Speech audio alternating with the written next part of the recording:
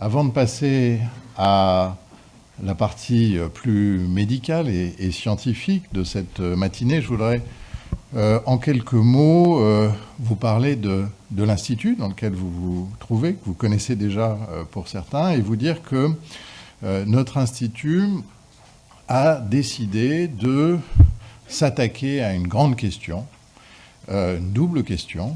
Et cette question, c'est d'abord de comprendre le cerveau, le système nerveux, de savoir comment il se développe, comment il fonctionne, comment il arrive à se maintenir au cours du temps. Et c'est des questions absolument cruciales, complexes, pour lesquelles nous avons recruté d'excellents chercheurs. Et puis à côté de ça, on sait que le système nerveux peut dysfonctionner et qu'il y a un certain nombre de maladies qui l'affectent et qui touchent une personne sur 8 à un moment donné, mais cette prévalence des maladies du système nerveux, si on le regarde sur la vie d'un individu, eh bien c'est cette fois une personne sur 3 qui va être concernée directement à un moment donné de sa vie par une maladie neurologique, Alzheimer, Parkinson ou autres maladies neurodégénératives, AVC, et puis ou d'une maladie psychiatrique, dépression, psychose maniaco-dépressive, schizophrénie, etc. Donc c'est un problème qui nous concerne tous, soit directement, soit à travers nos relations. Et ça représente donc à l'échelle de l'Europe 179 millions de personnes potentiellement touchés et un coût surtout d'environ 800 milliards d'euros par an. Donc c'est une question vraiment de société, de santé publique. Et pour aborder cette question, eh bien, nous avons créé l'ICM. Et cet institut est là pour percer les mystères du cerveau et comprendre, guérir les maladies du système nerveux. Et donc, quelques mots sur cet institut qui est situé dans l'hôpital de la Salpêtrière, très, très ancien mais très réputé dans le domaine des maladies du système nerveux. Donc cette implantation est vraiment stratégique. Vous avez vu, c'est un grand bâtiment qui abrite 700 experts, 28 équipes de recherche, 12 plateformes technologiques et puis aussi un centre d'investigation clinique. Et pour aller plus loin dans les applications, un incubateur dans lequel il y a une vingtaine de start-up. Alors la recherche qui est menée à l'ICM, elle est révolutionnaire d'une certaine façon. En tout cas, c'est d'abord une recherche qui est attractive, qui attire des chercheurs du monde entier. Et depuis ces dernières années, nous avons recruté une dizaine de chefs d'équipe dans le cadre d'appels internationaux qui ont permis de renforcer notre institut. C'est aussi une recherche qu'on appelle translationnelle, ce qui veut dire une recherche qui est faite d'aller-retour entre une recherche très fondamentale et une recherche clinique faite à partir des connaissances provenant de l'étude de patients ou de matériel venant des patients, parce que ce sont eux qui sont atteints de ces maladies. Et donc cette recherche translationnelle, elle se fait très bien ici. Pourquoi ? Eh bien parce qu'il y a à la fois des chercheurs et des cliniciens-chercheurs qui sont capables de travailler ensemble. Et au-delà de ces deux catégories de chercheurs ou cliniciens-chercheurs, on a ici une recherche qui est très pluridisciplinaire. C'est-à-dire qu'au-delà des médecins, au-delà des biologistes, il y a aussi des ingénieurs, des mathématiciens, des physiciens, des informaticiens qui, ensemble, s'attaquent aux défis des maladies du système nerveux. Et vous allez voir aujourd'hui, justement, à travers les chercheurs qui vont vous parler ou les entreprises, un peu comment notre écosystème fonctionne et ce qui fait sa richesse et son potentiel pour avancer dans ces maladies.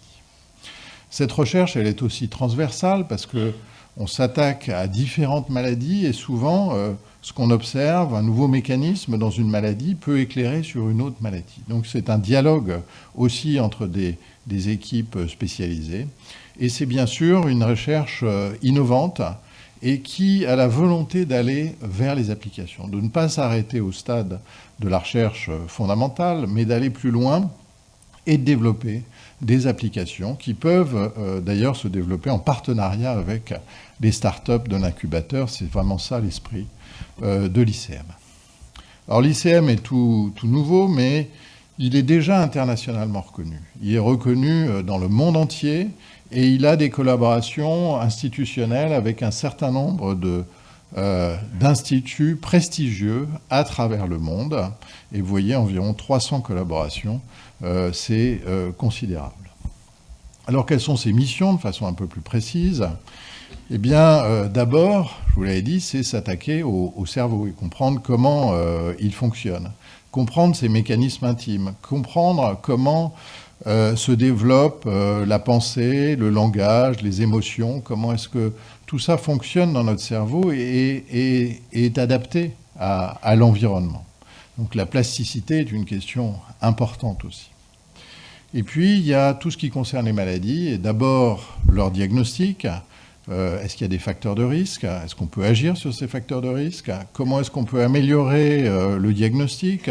Est-ce qu'il y a des marqueurs qui vont nous permettre de distinguer différents types de patients de façon à améliorer le diagnostic, à mieux prévoir le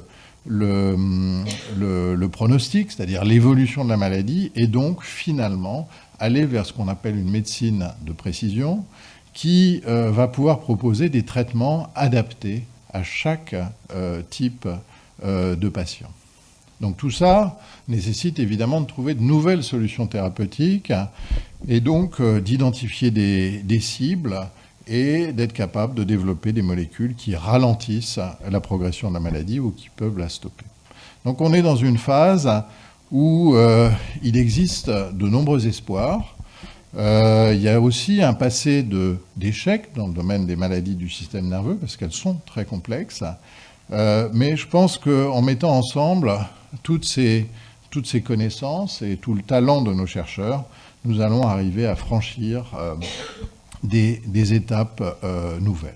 Donc voilà les missions de l'ICM, et les chercheurs s'appuient sur un certain nombre d'outils, des plateformes technologiques, vous aurez peut-être l'occasion d'en visiter, dans différents domaines, qui permettent d'analyser le système nerveux à différentes échelles, depuis la molécule, depuis l'ADN, les protéines, jusqu'à voir le cerveau en action, par exemple avec des outils d'imagerie cérébrale. Et comme l'ICM s'intéresse particulièrement aux maladies du système nerveux, il a développé en son sein un centre d'investigation clinique qui permet de faire participer les patients à la recherche. Oui, je crois que le micro ne fonctionne plus, non ? Mais je vais parler plus fort.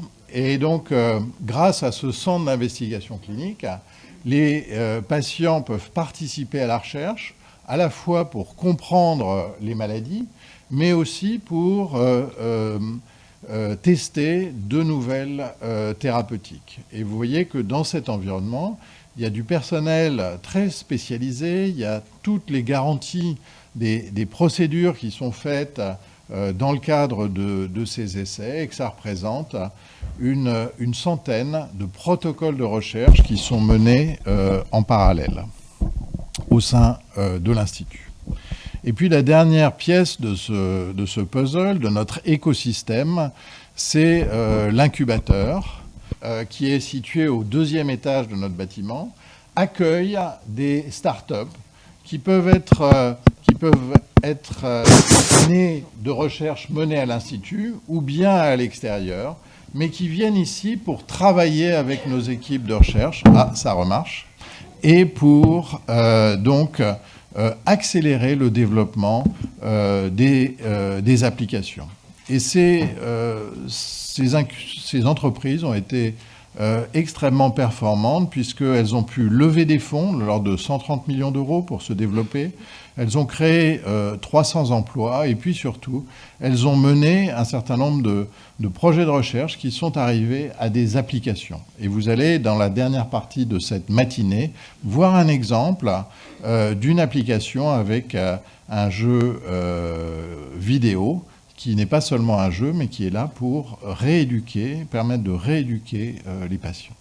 Donc, utilisons tous nos talents, tout notre savoir-faire pour essayer de comprendre au mieux le fonctionnement du cerveau et puis surtout s'attaquer au challenge énorme des maladies du système nerveux. Donc aujourd'hui, vous allez voir un exemple, un éclairage sur deux de nos chercheurs qui travaillent sur la maladie d'Alzheimer et sur une des entreprises de l'incubateur qui développe ces jeux vidéo pour la rééducation de patients.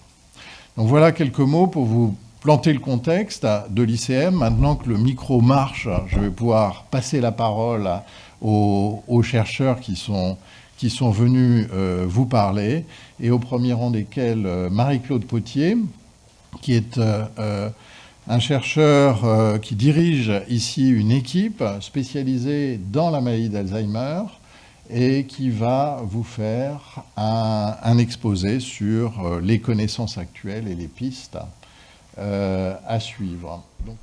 Bien, bonjour. Donc ce matin, je vais essayer de vous parler de recherches qu'on fait dans mon équipe au 5e étage de ce bâtiment. Et en particulier, dans cette équipe, on travaille sur les liens entre les lipides dans le cerveau et la maladie d'Alzheimer. On travaille aussi, ça va être l'objet de cette conférence aujourd'hui, on travaille aussi sur les phénomènes de propagation. Donc la maladie d'Alzheimer, ce n'est pas une maladie contagieuse, mais dans le cerveau, on sait que la pathologie passe d'un neurone à l'autre.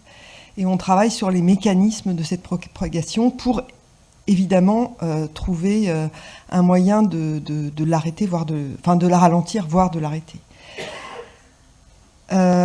On travaille aussi en lien, vous le verrez, avec les services cliniques de l'hôpital, et notamment l'Institut de la mémoire et de la maladie d'Alzheimer, qui est dirigé par Bruno Dubois. Et dans le cadre de ces études qu'on appelle translationnelles entre les cliniciens et les chercheurs, donc moi-même je ne suis pas médecin, je suis pharmacien et chercheur. Donc on travaille avec les médecins et on essaye toujours le mieux possible de tester les hypothèses qu'on découvre sur des modèles animaux, sur des cellules. Et en particulier, on essaye de regarder chez les patients, ou vous le verrez même chez des sujets âgés qui sont rentrés dans des études pour voir comment leur mémoire et leurs biomarqueurs progressaient au cours de leur vie.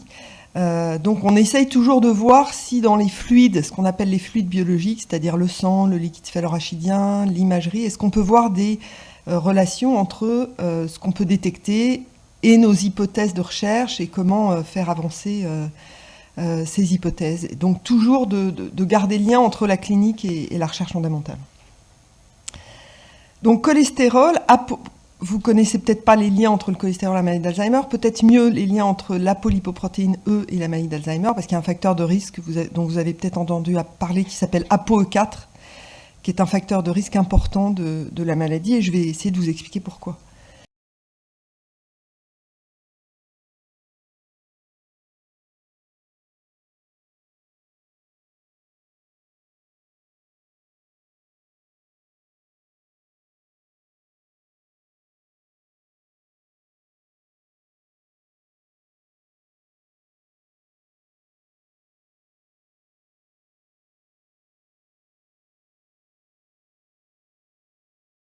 Par ce qu'on appelle une barrière hématoméningée.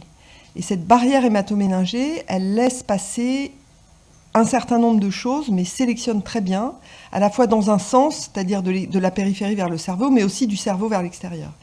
Et le cholestérol est un bon exemple parce que c'est une molécule, une petite molécule, qui ne passe pas la barrière hématoméningée, telle qu'elle, le cholestérol qu'on appelle libre. Il faut qu'il soit transformé pour pouvoir la passer. Donc, ne vous inquiétez pas, tout ce que je vous dirai sur les augmentations de cholestérol dans le cerveau a très peu à voir avec le cholestérol périphérique. Heureusement, en quelque sorte, donc le cerveau est protégé. Ceci étant, il existe des liens, vous devez le savoir, entre l'obésité, le diabète et la maladie d'Alzheimer. Donc, première chose, les lipides, ils sont essentiels au fonctionnement du cerveau. Et le cerveau, c'est un des tissus du corps humain qui est les plus riches en lipides. Il représente environ 60% de la matière sèche. Il y a différents types de lipides. On appelle donc les lipides simples ou acides gras. Et puis des lipides plus complexes comme des phospholipides et le cholestérol, qui eux sont principalement localisés au niveau des membranes de toutes les cellules. Donc les membranes, c'est pareil, c'est le compartiment, ce qui sépare le compartiment cellulaire de l'extérieur, et ces membranes sont constituées de phospholipides. En particulier, les membranes des neurones contiennent des acides gras et des lipides complexes. Et je ne sais pas si vous vous souvenez, mais un neurone a un corps cellulaire et des prolongements, et donc ces prolongements sont constitués principalement de membranes. Donc c'est un constituant extrêmement important.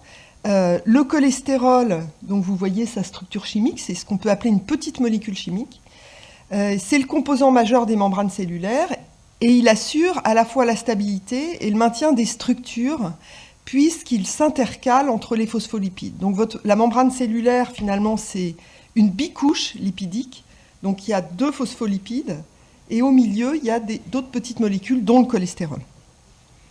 Le cholestérol, il fluidifie la membrane et il évite aussi la cristallisation des acides gras. Il diminue aussi la perméabilité membranaire des cellules, ce qui fait que les molécules qui ne sont pas ce qu'on appelle liposolubles, donc solubles dans les lipides, elles ne vont pas passer la barrière de la cellule. Donc si elles ne sont pas liposolubles, c'est qu'elles sont hydrosolubles, solubles dans l'eau. Okay. Donc il a aussi, le cholestérol, un rôle thermique. On sait qu'à 37 degrés, il limite le mouvement des phospholipides, donc la fluidité des membranes, et puis l'accessibilité des protéines. Les protéines qui sont dans la membrane, c'est un peu un accès à toutes les molécules extérieures qui vont venir se fixer dessus. Et puis, dernière chose, il permet la formation de ce qu'on appelle des radolipidiques. Donc, c'est des zones, vous imaginez la membrane avec les couches de phospholipides, le cholestérol. Et il y a des zones de la membrane qui sont enrichies en cholestérol, qu'on appelle les radolipidiques.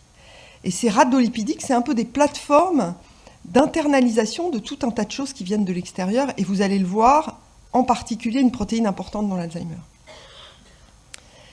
Et enfin, vous devez aussi savoir que les neurones, donc je vous parlais de ces corps cellulaires et des prolongements, les prolongements, ils sont souvent entourés de gaines de myéline, qui est principalement constituée de cholestérol et aussi de protéines. Et ces gaines de myéline permettent à l'influx nerveux de passer beaucoup plus vite, puisqu'il y a un effet saltatoire de manchon de myéline à un autre. Donc, après ces petits rappels sur les lipides qui vous aideront à comprendre la suite, quelques petits rappels sur la maladie d'Alzheimer. Je pense que vous devez sûrement connaître, mais peut-être pour ceux qui ont besoin d'un petit rappel.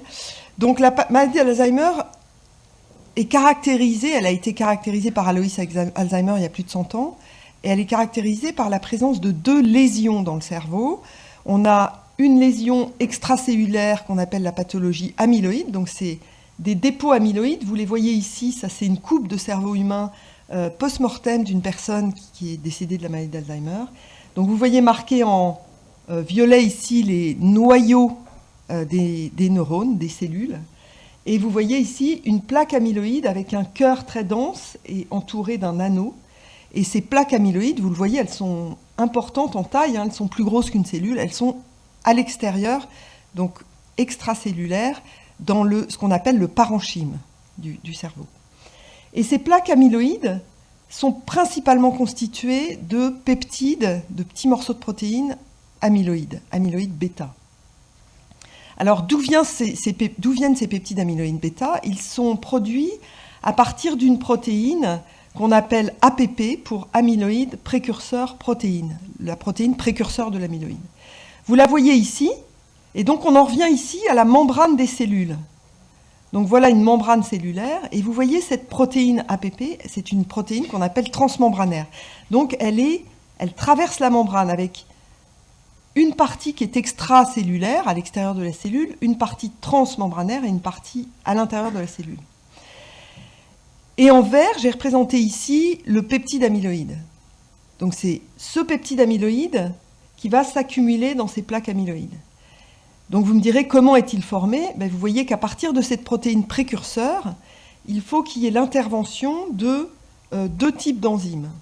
Donc on en revient ici à la membrane, à la bicouche lipidique. La protéine APP, donc là, pour vous faire un petit exercice, l'extérieur de la cellule est ici et l'intérieur ici. donc il faut le peptide A-bêta, donc il faut couper à 2 endroits, hein, ici et là, pour relarguer le peptide A-bêta. Et vous voyez donc comment on coupe, donc c'est des protéines qu'on appelle les enzymes qui permettent de couper, et c'est des enzymes très spécifiques, hein, qu'on appelle les bêta-sécrétases et les gamma-sécrétases.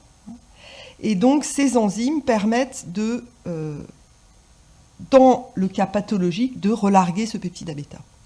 Il faut voir aussi que d'un point de vue physiologique, il y a production de peptide A-bêta. Donc c'est juste la surproduction des peptides A-bêta, et en particulier de certains peptides de taille bien définie, qui génèrent la formation des plaques amyloïdes et de la pathologie amyloïde. Donc ces petits peptides A-bêta, ils sont très insolubles. Pourquoi ? Parce qu'ils étaient, vous vous souvenez, dans cette partie transmembranaire, et les membranes sont très lipophiles. Et donc, pour que les peptides restent entichés dans la membrane, il faut qu'ils soient liposolubles, donc très peu hydrosolubles. Donc, quand ces peptides sont à l'extérieur, ils sont très peu solubles. Nous, on les manipule dans l'équipe, et c'est des molécules qui collent partout, qui ne sont pas solubles dans l'eau, et qu'il faut vraiment travailler pour les mettre en solution. Donc, ces peptides, ils vont tout de suite former des assemblages, hein, entre eux, ils vont s'assembler pour former des oligomères, qu'on appelle donc des polymères, avec un certain nombre d'entités A-bêta, amyloïde bêta, et ensuite des fibres, des protofibres, des fibres, et ensuite, finalement, ces plaques amyloïdes qu'on voyait dans le cerveau post-mortem des personnes atteintes de maladie d'Alzheimer. Donc cette pathologie amyloïde, elle est présente dans tous les cerveaux de personnes atteintes de maladie d'Alzheimer. On peut la détecter par imagerie cérébrale, mais elle n'est pas suffisante pour définir la maladie d'Alzheimer. Il y a une autre pathologie qu'on appelle la pathologie Tau. Cette pathologie Tau, donc je vous la définis, ensuite on reviendra à la manière dont ces lésions progressent. La pathologie Tau, donc ce sont des lésions là intracellulaires à l'intérieur des cellules. Vous voyez ici cette pathologie en marron, elle a été marquée avec des anticorps spécifiques. Vous voyez le corps cellulaire d'un neurone et ses prolongements. Et donc cette pathologie Tau, on la voit à l'intérieur des cellules, dans le corps cellulaire et dans les prolongements. Et c'est la pathologie qui va faire dégénérer les neurones et aussi atteindre les synapses, donc les connexions entre les neurones. Donc Tau, c'est une protéine, et dans la maladie d'Alzheimer, elle va être modifiée par des modifications qu'on appelle des phosphorylations. Et ces phosphorylations vont lui faire adopter une structure. Là, vous voyez ces structures à très haute résolution, sous un microscope particulier. Vous voyez qu'elles font des filaments en hélice. Et donc ces dépôts ici, on les appelle les dépôts, les filaments en hélice, ou les tangles, ou les dépôts neurofibrillaires. Donc ça forme des filaments. Très insolubles aussi. Donc deux pathologies, amyloïde et Tau. Donc quel est le lien entre les deux ? Ce lien, il avait été défini dans les années 90 par John Hardy. Et ce lien, il l'avait appelé la cascade amyloïde, c'est-à-dire que selon lui, la première pathologie qui apparaîtrait serait la pathologie amyloïde, et que cette pathologie amyloïde induirait la pathologie Tau, ensuite la perte des neurones, la perte des synapses, les dommages vasculaires, l'inflammation, et aboutirait aux troubles cognitifs et à la démence. Et donc, comment cette hypothèse de la cascade amyloïde était apparue ? Elle était apparue parce que, en fait, John Hardy, qui travaillait à Londres dans les années 90, a découvert les premières mutations dans le gène qui va coder pour le précurseur de l'amyloïde, APP. Donc il a découvert les premières mutations dans des familles de patients Alzheimer, donc chez qui toutes les personnes porteuses de la mutation étaient atteintes de la pathologie. Donc ça, c'est ce qu'on appelle les cas familiaux de maladie d'Alzheimer, donc les cas génétiques qui sont transmissibles, comme toute maladie génétique avec une transmission mendélienne, d'où le nom de Mendel. Et ces cas-là représentent moins de 1% des cas de maladie d'Alzheimer. Donc ça, c'est les cas génétiques purs, très rares. Donc, son hypothèse, c'était ces personnes sont porteuses d'une mutation dans le gène qui code pour l'APP. Ils vont avoir une pathologie amyloïde, ils vont avoir une pathologie tau, et ensuite la démence, les troubles cognitifs et la démence. Donc il était parti de cette idée, de cette cascade amyloïde, où on part de l'amyloïde, et il y a toute une cascade d'événements qui aboutissent à la maladie d'Alzheimer. Donc c'est une hypothèse qui est toujours valable dans les cas génétiques de maladie d'Alzheimer, dans les cas sporadiques qui représentent plus de 99% des cas. C'est un tout petit peu moins clair, et on est toujours en débat pour savoir si c'est la pathologie tau qui serait présente et qui apparaîtrait au cours du vieillissement. Et lorsque la pathologie amyloïde est présente, cette pathologie tau serait exacerbée, aboutirait à la maladie. Donc on a tout un tas d'éléments qui nous permettent de postuler plutôt une hypothèse qui irait dans ce sens-là. Donc revenons-en un tout petit peu aux lipides et à la pathologie amyloïde dont je vais vous parler. Donc vous revoyez ici le précurseur de l'amyloïde, hein. Ça c'est la cellule, hein, la membrane de la cellule. Et je vous disais que le peptide amyloïde en bleu ici, pour qu'il soit relargué, il faut que le précurseur soit coupé à deux endroits, hein, par les bêta-sécrétases et les gamma-sécrétases. Alors c'est encore un tout petit peu compliqué parce que je vous disais que ça se passait à la membrane, mais ça ne se passe pas à la membrane plasmique, donc la membrane qui entoure la cellule. Ça se passe dans des membranes à l'intérieur de la cellule. Donc cette protéine précurseur de l'amyloïde, pour être clivée, elle doit rentrer, elle doit être internalisée. Vous la voyez ici, il y a formation d'une invagination, internalisation de l'APP dans des vésicules à l'intérieur de la cellule qu'on appelle des endosomes. Et c'est dans ces compartiments subcellulaires à l'intérieur de la cellule qu'on va avoir le clivage. Pourquoi ? Parce que à l'intérieur de ces vésicules, le pH est plus faible, plus acide, et les enzymes peuvent faire leur travail. Donc on a, pour que la bêta soit produite, il faut que le précurseur de l'amyloïde soit internalisé. Et ensuite, il y a une maturation, et le peptide sera relargué à l'extérieur de la cellule via ce qu'on appelle des exosomes. Et ces exosomes commencent à être des marqueurs qu'on peut détecter dans le sang. Et on trouve des exosomes cérébraux dans le sang. Donc c'est important c'est un nouveau marqueur qui est apparu ces dernières années, et qui risque d'être important pour détecter dans le sang des choses qui se passent dans le cerveau. Donc ces pathologies amyloïdes et tau, elles apparaissent dans des endroits bien particuliers du cerveau, elles vont progresser.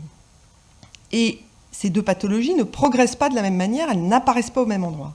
La pathologie amyloïde, vous la voyez en noir, elle apparaît dans les zones superficielles du cerveau, dans les zones corticales, pour atteindre ensuite les zones plus profondes. Donc c'est une progression, ce qu'on appelle centripète.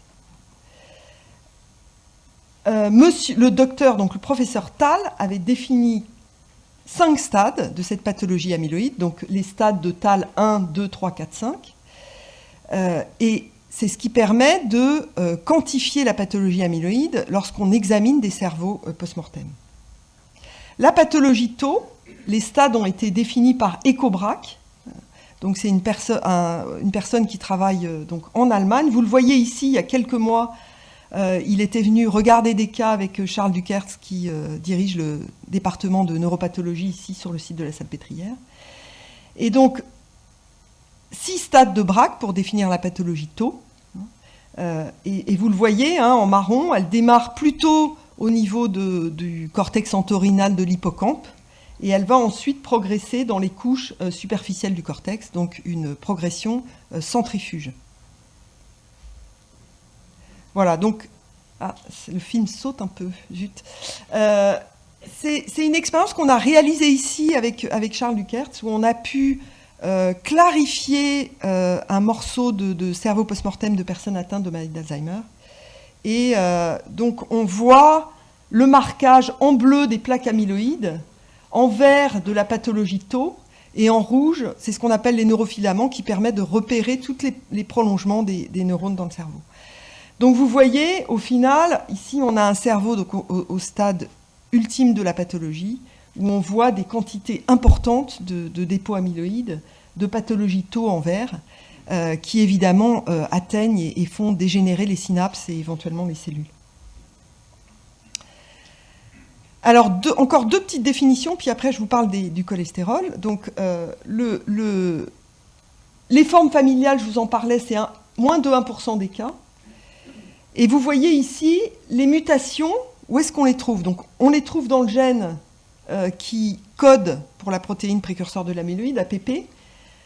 Donc, ça représente, on a environ 29 types de mutations différentes dans cette protéine. Vous voyez ici, il y avait, à cette époque, là, en 2001, il y avait 78 familles de par le monde qui avaient été répertoriées. Donc, ce n'est pas les cas les plus fréquents. Les cas les plus fréquents, c'est des mutations dans ce qu'on appelle la préséniline. Donc, c'est un des composants des enzymes qui vont cliver l'APP. Okay. Et ça, c'est les mutations les plus fréquentes. 362 familles décrites à cette époque, avec 166 mutations différentes. Et dernier cas, c'est un autre composant, préséniline 2, qui est plus rare. Bon, tout ça représente moins d'1% des cas, hein, à nouveau. Et puis, à côté des formes génétiques transmissibles, il y a les facteurs de risque génétique. Donc là, c'est encore une autre histoire. Vous savez que chaque gène de votre patrimoine génétique existe chez vous sous deux formes, hein, ce qu'on appelle les deux allèles. Et par exemple, là, je vous donne l'exemple du facteur de risque très connu, le plus important, c'est ApoE4. Donc, c'est quoi? C'est un allèle qui code pour une protéine qui s'appelle l'apolipoprotéine E. Donc, importante parce qu'elle transporte le cholestérol dans le cerveau. Donc, c'est une protéine dont les gènes existent sous 4 formes, 4 allèles possibles dans la population. 1, 2, 3, 4. Okay. Cet allèle 4, c'est le facteur de risque de la maladie d'Alzheimer. Donc ça veut dire que dans la population existent ces 4 allèles. Le plus fréquent, c'est le 3. Le 4 est beaucoup moins fréquent et le 2 encore moins fréquent. Donc ce n'est pas un gène muté, c'est un allèle qui existe. La seule histoire, c'est que si on est porteur de cet allèle ApoE4, on a un risque plus important d'avoir une maladie d'Alzheimer et ce risque augmente avec l'âge.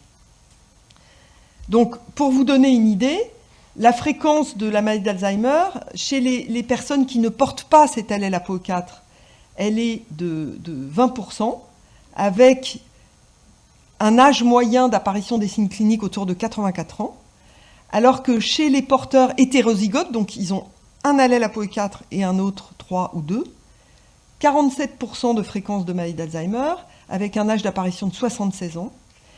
Et ceux qui sont homozygotes, donc ils ont leurs 2 allèles ApoE4, 91% de fréquence et un âge d'apparition de 68 ans. Donc ça veut dire que chez les porteurs de E4, s'ils ont la chance de vivre jusque 90 ans, voire plus, leur risque est quasiment de 100%. Donc c'est un facteur de risque fort. Donc on s'intéresse à ces facteurs de risque avec le laboratoire de Bruno Dubois.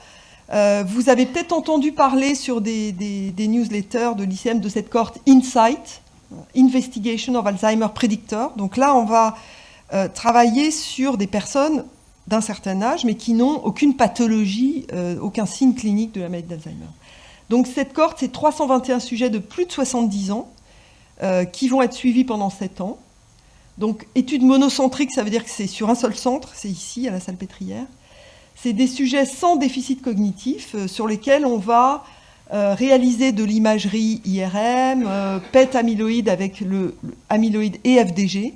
Donc c'est des imageries cérébrales qui permettent de regarder les dépôts amyloïdes et qui permettent de regarder l'activité des cellules cérébrales, de l'électroencéphalographie et des biomarqueurs du liquide céphalorachidien et du sang, et de la génétique. Donc le but, c'est vraiment de trouver chez ces personnes des profils de conversion vers la maladie, c'est-à-dire que sur 321 sujets, un certain nombre vont développer une maladie d'Alzheimer, mais pour ces sujets, on aura ce qui s'était passé 7 ans avant, ou 5 ans avant, ou 10 ans avant. Et puis le but aussi, c'est d'essayer de réaliser des études cliniques chez des sujets à risque et avec vraiment des signes cliniques qui sont au tout début de la pathologie. Donc revenons-en à l'ApoE. Donc on a analysé dans mon équipe le statut génétique de ces personnes. Évidemment, ils ont donné leur accord. Donc vous voyez le nombre d'individus parmi les 321 qui portent l'allèle E2, E2, donc E2, E2, E2, E3, E2, E4, E3, E3, E3, E4 et E4, E4. Donc vous voyez que les E3, E4, donc un allèle E4, on en a environ 16%. Okay. Et les E4, E4, heureusement, pas beaucoup, 3 sur 321. Maintenant, si on regarde chez toutes ces personnes, le statut amyloïde dans le cerveau. Donc on va faire une imagerie cérébrale et regarder s'ils sont ce qu'on appelle amyloïdes positifs. Donc ils ont un certain niveau de pathologie amyloïde. Chez les amyloïdes qui sont positifs, qui représentent 28% de ces 321 personnes, on a 37% de personnes qui ont l'APOE4. Donc vous voyez, on passe de 16 à 37. Donc, qu'est-ce qu'on peut dire? C'est que l'allèle APOE4 est un facteur de risque pour la pathologie amyloïde. C'est très clair, on l'a montré, ça a été montré par d'autres équipes de par le monde. Donc vraiment, les amyloïdes positifs, mais ce n'est pas pour ça qu'ils sont malades. On peut vivre très vieux avec de l'amyloïde dans le cerveau. Si on n'a pas de pathologie tôt, il n'y aura pas forcément de problèmes cognitifs. Donc un lien très fort entre l'APOE et la pathologie. Et puis pour finir, vous verrez rien, mais c'est pas grave. Donc c'était un tableau qui montrait les études cliniques importantes en 2015 sur la maladie d'Alzheimer. Et vous voyez juste ici, c'est une étude qui s'appelle API, APOE4, donc une étude qui est réalisée aux États-Unis, où les personnes qui rentrent dans l'étude sont des porteurs APOE4, donc 2 allèles APOE4, et c'est des personnes qui vont recevoir un traitement vers 60-75 ans, avant l'apparition du déclin cognitif, donc sans aucun statut clinique. Donc chez ces personnes qui sont rentrées dans l'étude, il va y avoir donc 260 semaines d'essais cliniques, et donc avec l'administration d'anticorps contre la pathologie amyloïde pour voir si on arrive à reculer, voire peut-être même empêcher le déclin cognitif. Donc cholestérol, encore 5 minutes, et puis ensuite, si vous avez des questions, j'y répondrai. Donc cholestérol, je vous ai dit qu'il y avait des liens très forts. l'APOE, qui est le principal facteur de risque de la maladie d'Alzheimer, c'est le transporteur du cholestérol dans le cerveau. Okay. Donc, juste, ce petit schéma vous montre très schématiquement le cerveau avec les 2 types de cellules, ce qu'on appelle les neurones et les astrocytes ou les cellules gliales. Et puis cette barrière hématoméningée qui fait une barrière entre la circulation et le cerveau. Donc le cholestérol, il n'est pas produit par les neurones, il est produit par les cellules astrocytes, cellules gliales. Donc les neurones n'en produisent pas. C'est les astrocytes qui en produisent. Donc ces cellules astrocytes produisent le cholestérol. Cholestérol, je vous l'avais dit, très insoluble. Pour qu'il soit transporté, il faut qu'il se fixe à l'apodlipoprotéine E, donc cette fameuse ApoE. Donc il est produit par les cellules, se fixe à l'ApoE, il sort des astrocytes et il va se fixer sur des récepteurs des neurones et rentrer dans les neurones. Donc tout ça via l'ApoE, via un certain nombre de récepteurs.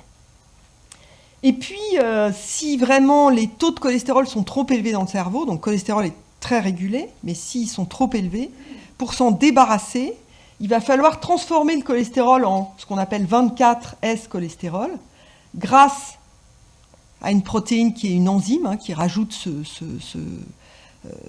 qui transforme le cholestérol en 24S. Et ce 24S, lui, peut passer la barrière hématoméningée. Et donc, ce qu'une équipe qui travaille ici a montré, c'est que si, dans des modèles de souris qui ont beaucoup de pathologies amyloïdes, si on surexprime cette enzyme qui transforme le cholestérol en 24S-cholestérol, on va chasser le cholestérol hors du cerveau, on va baisser le taux de cholestérol, et là, on va diminuer la pathologie amyloïde et la pathologie tau. Donc, dans les modèles souris, on voit clairement un lien entre les taux de cholestérol et les pathologies amyloïdes et tau. Ce qu'on avait montré donc avec Charles Dukertz, c'est que dans le cerveau post-mortem des personnes atteintes de maladie d'Alzheimer, on a aussi des taux élevés de cholestérol. Donc, vous voyez une plaque amyloïde ici. Ce qu'on peut faire avec des outils qui sont sur les plateformes, donc c'est des lasers, des microdissections laser, on peut découper au laser ces plaques amyloïdes, vous voyez avant et après, récupérer dans des tubes et analyser le composant en cholestérol, enfin les taux de cholestérol dans ces plaques amyloïdes. Et on voit que dans les plaques amyloïdes, on a beaucoup plus de cholestérol qu'à côté. En fait, beaucoup plus, 2 fois plus, mais c'est déjà assez énorme. Donc on a des accumulations de cholestérol au niveau des plaques amyloïdes.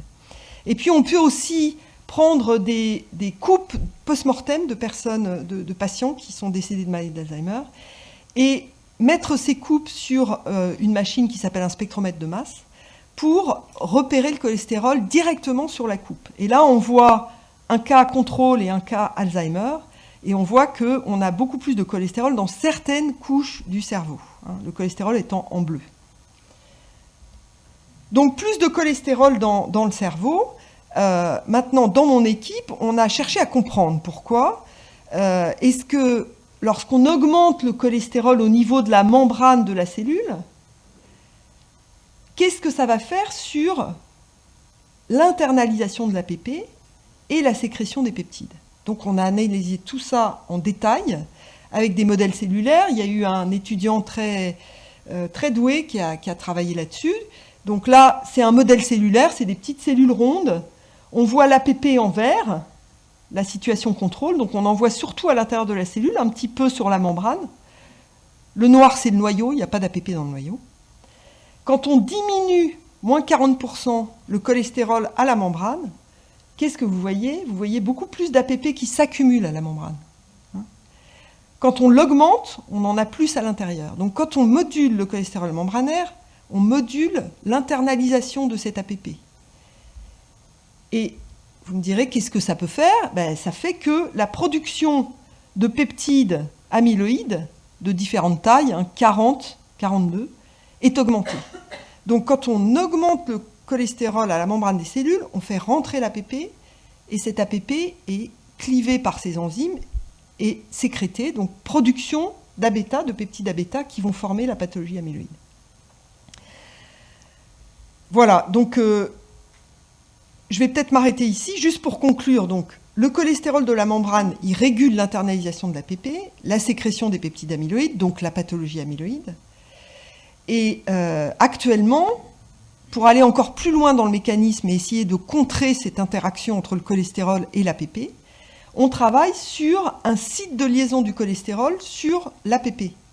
Donc vous voyez l'APP, ça c'est tous ces petits ronds, c'est les différents acides aminés de la protéine. Donc une partie qui est transmembranaire, une partie qui est extracellulaire et intracellulaire. Donc on sait que le cholestérol que vous voyez ici se fixe dans cette région-là de l'APP.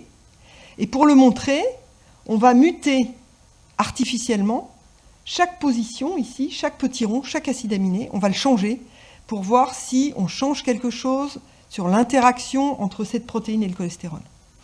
Donc on a montré des choses intéressantes, surtout dans cette région ici. Et donc notre hypothèse actuellement, c'est que lorsqu'on mute, lorsqu'on change le site de liaison du cholestérol sur cette protéine, la protéine va rentrer dans la membrane, elle va rentrer plus profondément dans la membrane, et les enzymes qui clivent ici, plutôt que de cliver ici, elles vont cliver là parce que la protéine est rentrée dans la membrane, et on va avoir la production de peptides plus courts qui sont maintenant assez bien caractérisés. Donc cette interaction avec le cholestérol joue sur la taille des peptides. On sait que la taille des peptides est importante. Dans les plaques amyloïdes, on trouve du 42, mais pas du 40 ni des plus courts.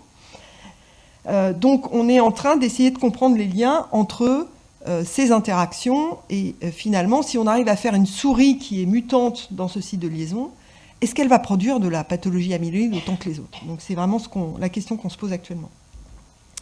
Alors après, évidemment, est-ce qu'on peut inhiber la liaison du cholestérol sur l'APP? Est-ce qu'on peut diminuer le cholestérol membranaire qui, lui, accélère la pathologie amyloïde? Est-ce qu'on peut modifier ce trafic, cette entrée? Donc ça, c'est des questions assez évidentes. Donc, concernant les taux de cholestérol, il y a des études assez intéressantes et assez convaincantes qui montrent que les stérols des plantes diminuent cette internalisation et cette production d'A-bêta. Donc on pourrait dire que certains phytostérols qui sont présents dans un grand nombre d'aliments, les huiles de soja, le colza, etc., pourraient diminuer l'internalisation de l'APP et la production d'A-bêta. Donc voilà où on en est pour cette recherche-là. Vous le voyez, là vraiment, j'ai essayé de vous donner un exemple, d'aller le plus loin possible. Si je remonte tout à l'heure dans mon équipe, je vais aller discuter d'une dernière expérience qu'on fait pour montrer justement ce site de liaison du cholestérol sur l'APP. Donc là, vous avez un exemple où vraiment, j'ai essayé de vous expliquer ce qu'on faisait au jour le jour, actuellement, pour essayer de faire avancer ces hypothèses. Je vous remercie. Et juste...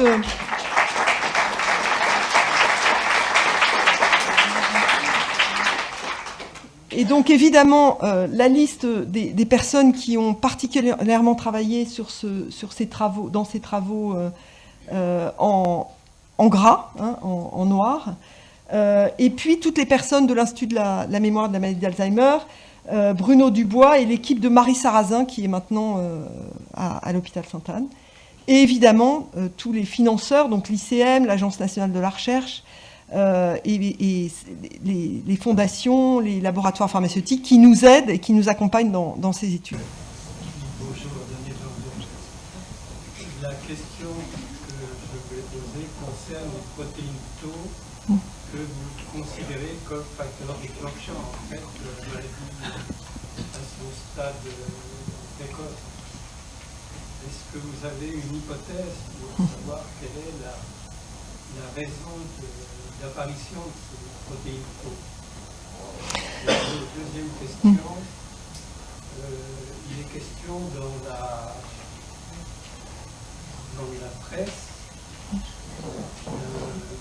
d'un virus, l'apparition d'un virus, et un virus de l'herpès, une variante du virus de l'herpès. Qu'est-ce que vous en pensez? Vous avez des explications? Merci pour vos questions. Donc, à la première question, la pathologie tau, où est-ce qu'on en est actuellement? Donc, le groupe d'EcoBRAC qui a montré les différents stades de BRAC de la pathologie tau dans la maladie d'Alzheimer a montré que des dépôts de la protéine tau apparaissent même chez l'adolescent dans une structure très particulière du tronc cérébral qui s'appelle le locus coeruleus, le noyau bleu. Et donc, une de ces hypothèses serait qu'à partir de ce noyau, la pathologie progresserait et qu'en présence de pathologie amyloïde, elle progresserait encore plus. Donc ça, c'était jusqu'à cet été. Et cet été, il y a eu une publication à laquelle il a participé qui montre que finalement, ce n'est pas forcément dans ce noyau qu'elle apparaîtrait. Donc, on n'est pas complètement sûr. Ce qu'on a réalisé, nous, ici, dans l'équipe, avec Charles Duquertz et Stéphane Haït, qui travaillent sur les maladies à prions, les maladies de Creutzfeldt-Jakob, eux, ils ont analysé les cas de maladies de Creutzfeldt-Jakob qui avaient été induites par les injections d'hormones de croissance. Je ne sais pas si vous vous souvenez, sûrement.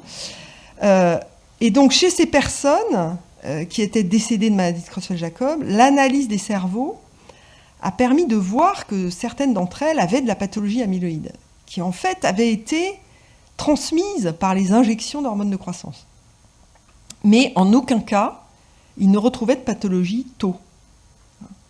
Et ces personnes, même si la pathologie était apparue 20 ans, même si leur maladie les avait fait mourir, la maladie de Creutzfeldt-Jakob les avait fait mourir 20 ans après les injections, ils n'étaient pas atteints de maladie d'Alzheimer. Donc, ça montre que ces personnes qui ont eu de la pathologie amyloïde pendant 10-15 ans, parfois plus, n'ont pas de pathologie tau.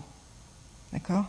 Donc, est-ce qu'on peut dire que pour avoir la maladie d'Alzheimer, il faut aussi une certaine quantité de pathologie tau qui, chez ces personnes assez jeunes, n'était pas présente.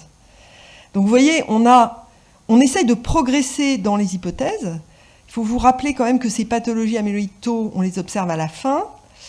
À la fin de la pathologie, c'est comme ça qu'avait été décrite la maladie d'Alzheimer, mais c'est toujours vrai, hein, il faut les deux pathologies pour dire que c'est une maladie d'Alzheimer.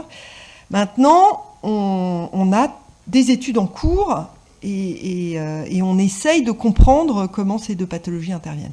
Moi, je travaille aussi sur la trisomie 21 parce que les sujets qui sont porteurs de trisomie 21 ont un risque très élevé de maladie d'Alzheimer parce que le gène qui code pour l'APP est sur le chromosome 21. Donc ils en ont 3 copies, ils en ont plus. et vers 35-40 ans, ils ont une pathologie de type Alzheimer. Donc, pareil, eux, ils démarrent avec de la pathologie amyloïde, comme les cas génétiques. Donc, vraiment, c'est l'association des deux. Il y a sûrement un problème temporel. Vous le voyez, ces pathologies n'évoluent pas de la même manière, mais le moment où elles se rencontrent doit, en quelque sorte, faire exploser, entre guillemets, les pathologies et les dégénérescences des synapses. Je ne sais pas si cette réponse vous convient. À la deuxième question, donc sur l'étude qui a été publiée, je crois, en juin, sur la détection dans les cerveaux post-mortem des personnes atteintes de maladie d'Alzheimer. Donc c'est une équipe qui a détecté des fragments de virus de l'herpès. À nouveau, c'est des études sur des cerveaux post-mortem. Donc c'est vraiment le stade final de la pathologie. Alors qu'est-ce qu'on peut formuler comme hypothèse ? Bon, on peut dire l'herpès est un facteur de risque, peut-être, enfin la présence d'herpès, l'infection. On sait que l'herpès est un facteur de risque pour tout un tas d'autres choses, hein. Mais on peut dire aussi que le cerveau de personnes atteintes de maladie d'Alzheimer a un niveau d'inflammation, et ça on l'a montré, qui est particulier. Donc les macrophages du cerveau sont activés, et peut-être que cette activation modifie le statut immunitaire, etc. La barrière hématoméningée, les virus et tout peuvent plus passer. Donc c'est des hypothèses qui ne sont pas apparues en juin 2018, mais on en discute depuis assez longtemps. Il y a un groupe en particulier en Écosse qui travaille depuis longtemps sur éventuellement la présence de certains virus. Il y a des études régulièrement qui apparaissent. Il y a 2 ans, il y a une étude espagnole qui avait été publiée. Je ne mettrai pas ma main coupée à cette étude en la lisant sérieusement. Donc on en est là. Maintenant, est-ce qu'on va pouvoir tester l'hypothèse et peut-être dans des modèles souris administrés du virus de l'herpès pour voir comment... Je ne sais pas où en est cette recherche actuellement. Mais il n'y a pas de lien. On ne peut absolument pas dire que la maladie d'Alzheimer soit une maladie infectieuse, hein.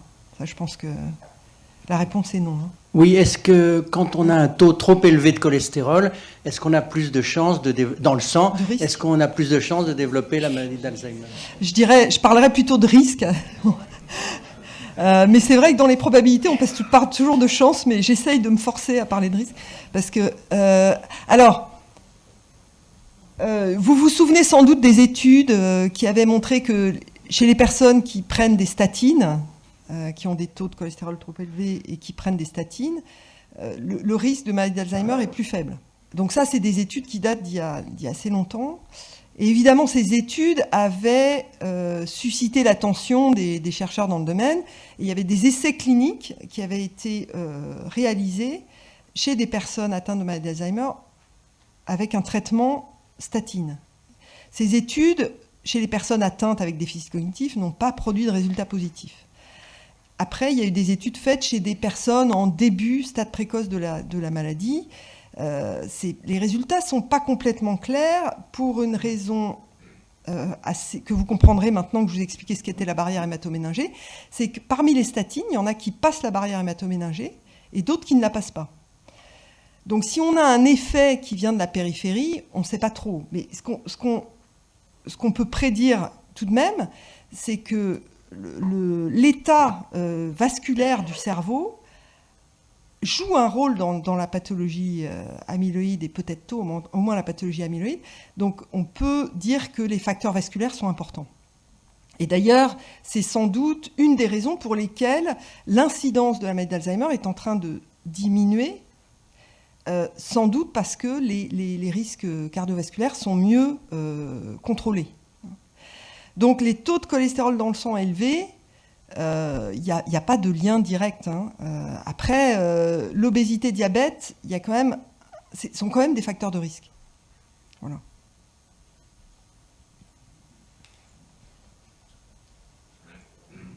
Une question toute simple. Les neurologues qui suivent des malades d'Alzheimer disent qu'il n'y a rien à faire puisqu'il n'y a pas de médicaments efficaces et tout ça. Pourquoi pourrait-il suggérer, comme vous le disiez tout à l'heure, de privilégier une certaine alimentation, par exemple les stérols des plantes, pour diminuer le cholestérol, des choses à faire pour l'inflammation dans le cerveau, au lieu de dire il n'y a rien à faire, parce que c'est pas fait.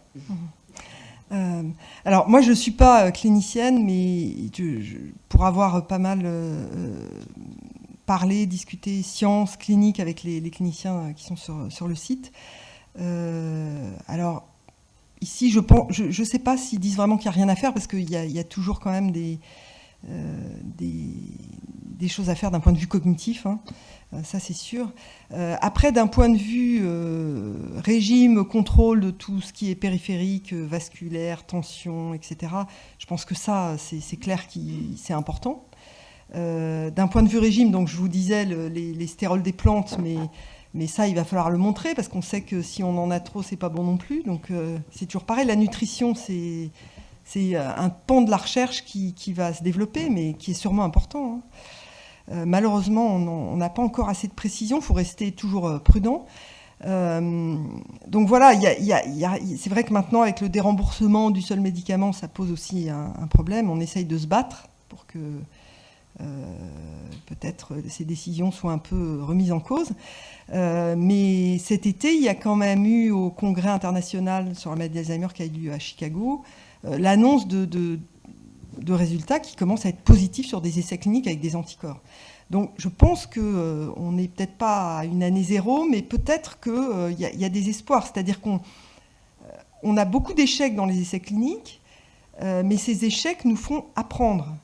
On se rend compte qu'il y a peut-être plusieurs formes de maladie d'Alzheimer. Les porteurs de l'allèle APOE4, c'est peut-être une forme particulière.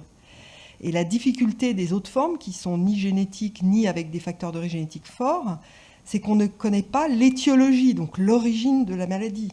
Il y aura peut-être certains cas de maladie d'Alzheimer dont l'étiologie sera trop de cholestérol dans le cerveau. Donc, il faut arriver à trouver des biomarqueurs qui permettent de classer les différentes pathologies pour avoir des traitements adaptés. Pour l'instant, les traitements, c'est les pathologies amyloïdes et tau, parce que c'est quand même les pathologies qui existent dans tous les cas. Et donc, ça serait un traitement, disons, en quelque sorte un peu générique de la pathologie. Mais peut-être qu'après, on va détecter des facteurs de risque chez certaines personnes et pouvoir les traiter par, pourquoi pas de la nutrition, pourquoi pas des choses comme ça, hein. Il faut rien négliger. Voilà. Mais les traitements de la pathologie amyloïde avec des anticorps, il y a les premiers résultats qui commencent à être positifs. Alors, les ultrasons sont utilisés. Il y a une étude clinique qui est réalisée dans le service du professeur Dubois. Et le but de cette étude, c'est d'utiliser les ultrasons pour ouvrir, entre guillemets, la barrière hématoméningée. Donc, ces ultrasons permettent d'ouvrir cette barrière hématoméningée. Ça a été fait pour des traitements de chimiothérapie dans des cancers des glioblastomes, parce que les molécules qui sont la base de la chimiothérapie passent mal la barrière hématoméningée. Donc là, l'idée, ça serait de l'ouvrir pour faire passer des anticorps. Les anticorps ne passent pas très bien non plus la barrière hématoméningée. Donc c'est plus dans le cadre de la thérapie, il me semble, que du traitement, du traitement de la pathologie juste avec des ultrasons. Par contre, vous pensez peut-être à la des traitements plutôt avec... oui, voilà. Donc là, je dirais, il y a peu d'études actuellement, mais il y a de la recherche. Dans les maladies psychiatriques aussi.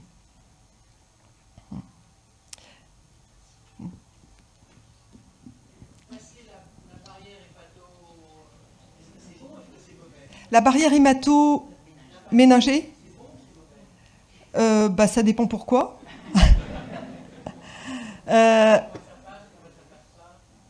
Oui, heureusement qu'on a cette barrière, parce que le cerveau est quand même protégé de pas mal d'atteintes périphériques, notamment justement tout ce qui est virus, tout ce qui est bactéries, etc. Hein. Ça dépend. Si on veut faire passer un médicament qui est... Là, on a envie de la faire passer. Si on veut faire passer le cholestérol dans l'autre sens aussi, on a envie de le faire passer. Voilà, donc c'est une barrière. Alors c'est pas une barrière, c'est pas un mur, hein, c'est un assemblage de cellules autour des vaisseaux. Et on peut la reconstituer, hein. Nous, on essaye de faire ça avec ce qu'on appelle des IPS, des cellules pluripotentes, qu'on peut différencier en cellules de cette barrière pour voir comment les peptides amyloïdes passent. Donc on peut constituer ces barrières artificielles pour les analyser. Oui, sur un autre plan, sur le plan de l'observation, je m'explique. Le sucre, diabète, le sel, la tension, etc., etc. Est-ce qu'il y a des observations qui ont été faites sur le plan clinique qui auraient un lien par rapport à vos études? Alors, il y a des chercheurs dans le monde, et en France en particulier à Bordeaux, où il y a un institut de la nutrition qui ont observé un certain nombre de choses. Donc ça, c'est ce qu'on appelle les études épidémiologiques observationnelles. Donc on essaye de corréler des informations qu'on a sur des personnes en fonction de leur état. Donc il y a des recommandations qui sont faites par ces instituts d'un point de vue nutritionnel, mais c'est des informations qui évoluent. Donc je ne pourrais pas vous donner la recette vraiment les recommandations. Bon, vous connaissez des recommandations sur la consommation des fruits et des légumes, le sel, le sucre, etc. Hein. Je pense qu'elles sont applicables sans doute à beaucoup de pathologies, malheureusement. Et l'aluminium. Alors, l'aluminium, c'est un débat qui dure depuis très longtemps. Il a commencé dans les années 90. À cette époque, moi, je travaillais en Angleterre, donc il y avait eu tout un tas de choses sur les canettes en aluminium, etc. Est-ce que l'aluminium accélère ou est une graine pour la formation de la pathologie amyloïde? Il n'y a quand même rien qui a été prouvé sérieusement, à mon avis. Alors, on détecte des accumulations de certains métaux dans les plaques amyloïdes, mais il faut voir aussi que ces plaques amyloïdes, elles sont très insolubles. Donc, est-ce qu'elles accumulent pas un petit peu tout ce qui traîne? C'est toujours un peu compliqué de savoir. Ces plaques amyloïdes, elles sont inertes, hein, c'est pas ça qui est toxique, hein, c'est les oligomères, là, les molécules qui sont plus solubles. Donc, c'est pas très clair, mais moi je dirais que les recommandations plutôt pour tout ce qui est obésité, diabète et maladie cardiovasculaire, si on les suit, ça peut pas faire de mal. Mais pour la maladie d'Alzheimer en particulier, je connais pas vraiment de recommandations. Donc toutes ces études, je pense que vous pouvez avoir accès sur Internet. Après, il faut les suivre de près. Elles évoluent. À nouveau, c'est des études épidémiologiques, donc plus on a de personnes répertoriées, et mieux les registres sont référencés aussi, hein, parce qu'il faut vraiment avoir beaucoup d'informations. Mais c'est clair que quand on voit tous les patients, les personnes qui viennent, peut-être qu'on leur pose pas assez de questions, mais on leur pose déjà beaucoup de questions. Donc est-ce qu'il faut aller qu'est-ce que vous mangez le long de la journée, etc. C'est des vraies questions, ça. Hein, mais... Ah ouais. Alors, sur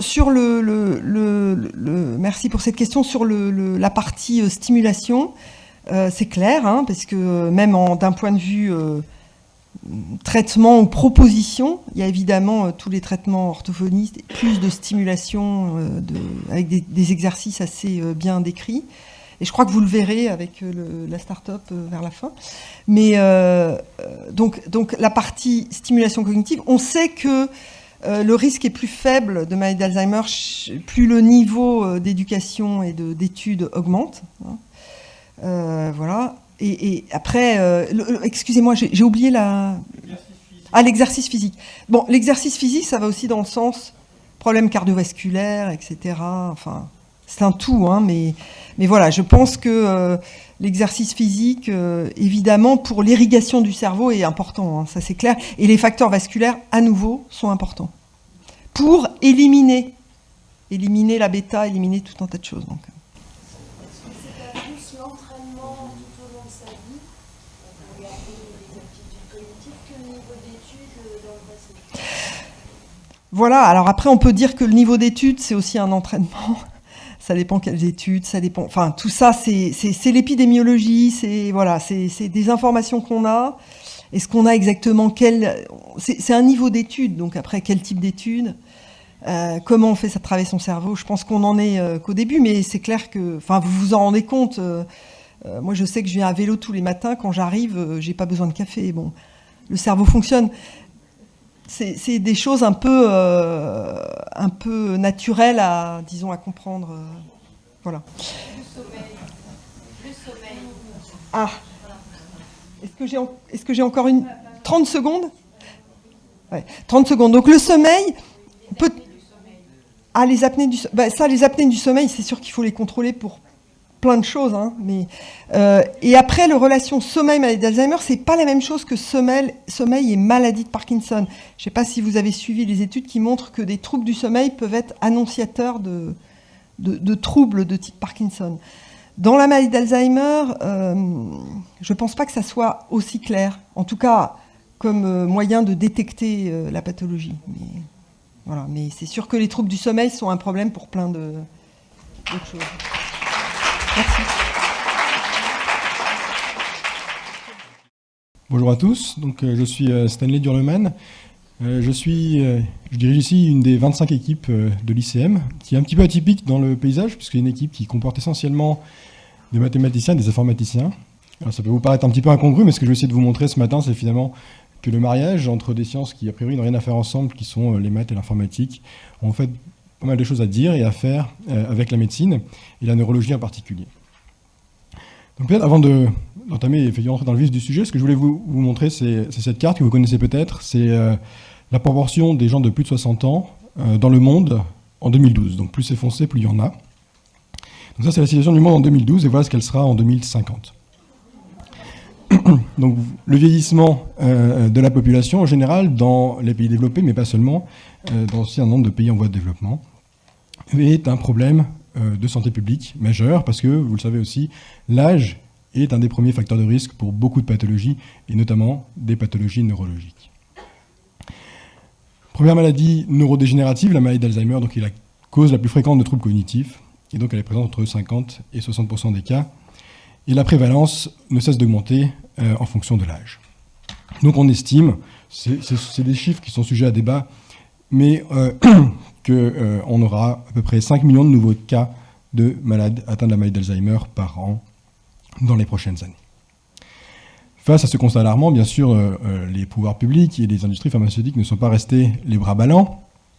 Et voici un petit schéma qui vous montre l'ensemble des molécules qui ont été traitées pour essayer de guérir ou au moins de ralentir la progression de la maladie d'Alzheimer.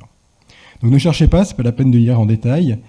Ici, dans le cœur de cible, vous avez uniquement 4 molécules. C'est les seuls 4 succès relatifs. L'ensemble des autres molécules ont été un échec.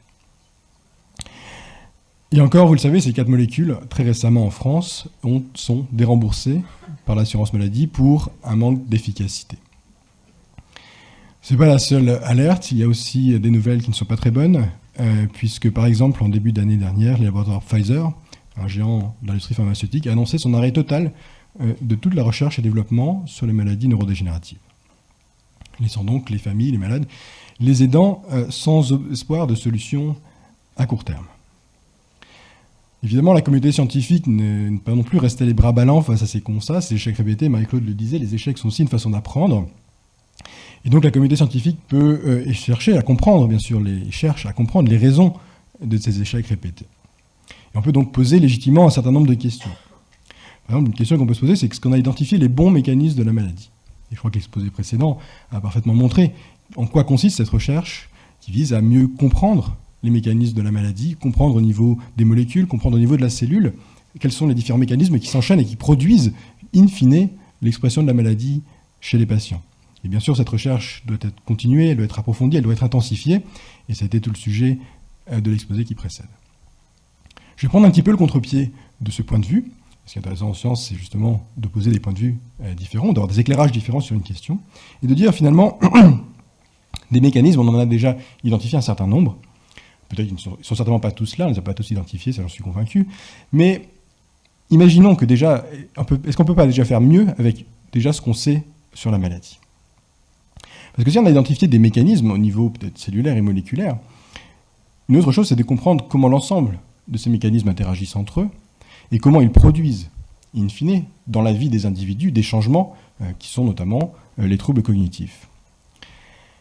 Est-ce qu'on est capable de comprendre donc cette interaction non seulement entre différents mécanismes, mais aussi comment ils se déploient dans le temps pour des maladies qui sont progressives et qui se déroulent sur des grandes périodes de temps dans la vie des individus? Une autre question qu'on peut légitimement se poser, c'est est-ce qu'on a pris en charge au bon moment? Donc souvent, dans ces essais pharmaceutiques, les patients traités le sont après avoir été diagnostiqués pour la maladie d'Alzheimer. Or, on est maintenant à peu près certain que la maladie en fait a commencé bien avant que le diagnostic ait pu être posé. Si on avait pu traiter les personnes de manière plus précocement, aurait-on eu de meilleurs effets des médicaments? Et enfin, traitons de manière différenciée. Marie-Claude aussi vous a dit, il y a peut-être différents sous-types dans cette grande famille qu'on appelle maladie d'Alzheimer. La grande difficulté, c'est est-on capable d'identifier, sur la base de biomarqueurs, sur la base d'une signature clinique ou avec l'aide de quelques données, est-on capable d'identifier ces sous-groupes homogènes entre eux et qui pourraient être traités par des traitements spécifiques. Donc autant la première question est du ressort clairement de la biologie, et donc voilà, c'est des gens dans l'équipe de Marie-Claude qui s'y attellent, autant je crois que sur les trois autres, on peut avoir une approche qui est un petit peu différente et qui est plus guidée, comme on va le voir, par les mathématiques et l'informatique. Alors, avant d'en parler, je veux juste peut-être rappeler très rapidement donc, comment s'exprime la maladie d'Alzheimer. Donc, on imagine, en fait, donc le diagnostic, vous voyez, apparaît relativement tardivement. À partir de ce moment-là, la phase est assez bien informée. Vous finissez par rentrer en institution. Mais ce qui est intéressant, c'est tout ce qui précède. Ce qui précède, on voit que plus de 10 ans avant, il y a donc les fameuses protéines amyloïdes qui s'accumulent dans le cerveau, et qu'on peut voir, par exemple, dans certaines modalités d'imagerie, que l'accumulation donc, des lésions, qui soient amyloïdes et qui soient tau, provoque des morts neuronales qui provoquent des modifications du tissu. Et donc on peut voir ici à l'IRM, entre 6 et 8 ans, des modifications structurelles du cerveau qui induisent des symptômes, des orientations, perte de la mémoire progressive, etc., qui conduisent in fine au diagnostic et après la suite de la maladie. Donc on ne sait pas, je pense que c'est raisonnable de dire, on ne sait pas comment l'ensemble des mécanismes, par exemple moléculaires et cellulaires, s'enchaînent sur l'ensemble de cette durée, donc sur plus de dizaines d'années, pour savoir exactement, précisément, comment il donne naissance à l'expression de la maladie.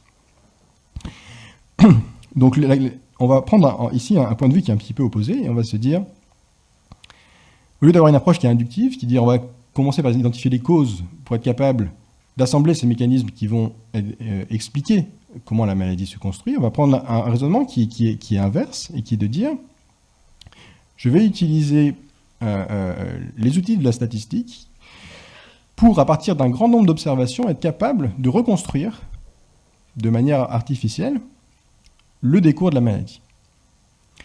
C'est une approche qui peut vous sembler peut-être inhabituelle. En fait, dans certains cas, elle est très courante. Et notamment, c'est les grandes entreprises technologiques, par exemple, sont capables, à partir de quelques données que vous avez sur Internet, par exemple, capables de prédire vos comportements d'achat. On ne sait pas qu'est-ce qui se passe dans votre tête qui va vous décider d'acheter tel ou tel produit. Par contre, en ayant observé de grands nombres de gens qui ont à peu près les mêmes caractéristiques, des tranches d'âge similaires, des centres d'intérêt similaires, des catégories socio-professionnelles similaires, on sait en fait prédire votre comportement d'achat. Donc là, de nouveau, on ne sait pas modéliser la prise de décision qui, à un moment donné, vous dit « je vais acheter ceci ». Par contre, par l'observation d'un grand nombre de gens qui achètent, on est capable de prédire comment vous allez acheter. Donc c'est exactement de la même façon ici. On va essayer, à partir de l'observation répétée de données de patients, de reconstruire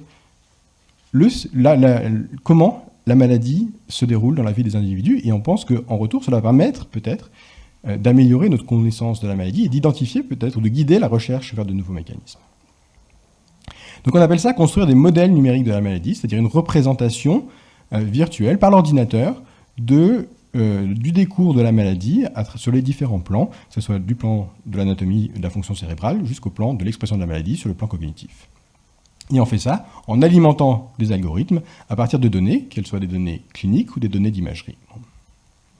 Et la finalité de cette recherche, elle est double. Elle est effectivement de mieux comprendre, parce que je crois que si on est capable, et là c'est l'ingénieur qui parle, si on est capable de simuler quelque chose, si on est capable de contrôler un système complexe, alors on est capable de beaucoup mieux en comprendre les déterminants. L'autre finalité, c'est aussi de pouvoir prédire. Il y a un manque, on a dit, d'être capable de dire quelque chose sur un patient donné, prédire l'arrivée d'un symptôme, prédire l'arrivée de la maladie, prédire un sous-type pathologique particulier. Et c'est là où, effectivement, ces approches, qu'on appelle vulgairement aujourd'hui intelligence artificielle, même si je n'aime pas beaucoup ce mot, ont quelque chose à apporter. Donc ce qu'on a fait, c'est que on a récupéré des grandes quantités de données de patients. La première donnée d'entre elles, nous est donnée par la tomographie par émission de positrons. Donc ici, vous avez une image tridimensionnelle, en fait, vous voyez des coupes différentes dans le cerveau d'un patient, et qui montre, en gros, la consommation du glucose dans chaque endroit du cerveau. Donc quand votre cerveau fonctionne bien, et comme là, dans cette pièce, là, vous êtes en train d'écouter, vous êtes vraiment très attentif, votre cerveau est en train de consommer 20% du sucre qu'il a consommé au petit déjeuner. Et donc, si on fait cette imagerie, elle sera très brillante sur l'ensemble du cerveau. Si vous avez une mort neuronale qui apparaît de manière anormale dans certaines régions, en fait, on va avoir une baisse de signal ici dans cette image qui va indiquer en fait une absence de consommation du glucose qui est probablement due à une mort neuronale en cette région. Donc, c'est les premiers types de données qu'on utilise. On utilise également une autre modalité d'imagerie qui est l'imagerie par résonance magnétique, qui ne renseigne non pas sur la fonction du cerveau, mais plutôt sur sa structure. Donc vous avez ici un exemple à gauche qui vous montre l'IRM d'un sujet normal, et qui vous montre donc l'organisation des tissus. Il se trouve que quand les neurones meurent dans votre cerveau, ils vont déformer ces tissus. Et donc on extrait de ces images, déjà par un premier ensemble d'outils informatiques, on extrait deux choses intéressantes qui sont ici une carte de l'épaisseur de votre cortex. Donc le cortex, c'est la petite couche de matière grise qui est à la périphérie du cerveau. Et donc, évidemment, la mort neuronale induit un amincissement progressif de cette épaisseur du cortex. Et puis aussi, on s'intéresse à une autre structure ici, qui est l'hippocampe, qui est une structure toute petite, plus petite que ce qui est représenté ici, à droite, et qui est une structure qui est très impliquée dans la mémoire. Et on sait, elle est particulièrement sensible à la perte neuronale pendant la progression de la maladie d'Alzheimer, et donc cette structure se déforme progressivement, s'atrophie quand la maladie progresse. Enfin, on utilise un troisième type de données, qui sont l'évaluation neuropsychologique. Donc ça, c'est ce dont on peut être le plus familier, c'est lors d'un examen clinique, avec soit le neurologue, soit souvent plutôt un neuropsychologue, un ensemble de tâches qu'on va demander de réaliser, et qui ont en fait pour but d'évaluer différentes fonctions cognitives, la mémoire, le langage, la capacité à faire certaines tâches, et donc tout un plan. Et donc il y a des tas de questionnaires comme ça normalisés qui permettent d'évaluer sur le plan clinique, de manière objective, l'état de votre cognition à un instant T. Donc, on prend l'ensemble de ces données et on les suit, on prend des patients et on les suit au cours du temps. Donc, par exemple, on prend un patient et puis on va le suivre à 3 instants dans le temps, disons à 6 mois ou 1 an d'écart. Et puis, j'en observe un deuxième et puis je vais en observer un troisième. Et j'en observe comme ça une grande quantité de patients répétés dans le temps. Et donc, ce que nous avons conçu dans mon laboratoire, c'est des algorithmes, donc des programmes informatiques qui vont être capables de digérer finalement cette information, qui vont être capables de prendre chacune de ces petites séquences temporelles de la maladie, qui vont être capables de les recombiner entre elles pour reconstruire à partir de l'ensemble de ces petits morceaux d'histoire la grande histoire de la maladie à travers tous les stades.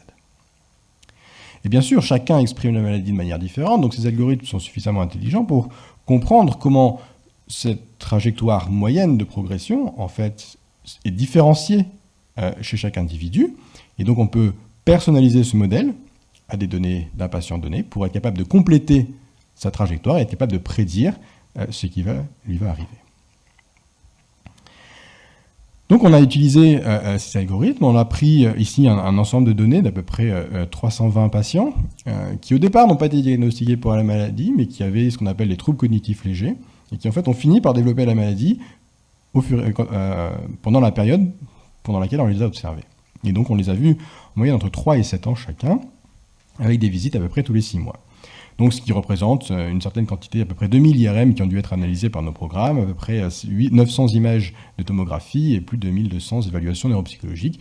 Vous imaginez bien qu'un cerveau humain seul est incapable de digérer l'information contenue dans l'ensemble de ces données. Et donc, qu'est-ce que ça donne ? Ça donne ceci. Donc là, ça, c'est le résultat de l'apprentissage statistique, le résultat du programme informatique. Vous voyez ici à 4 années.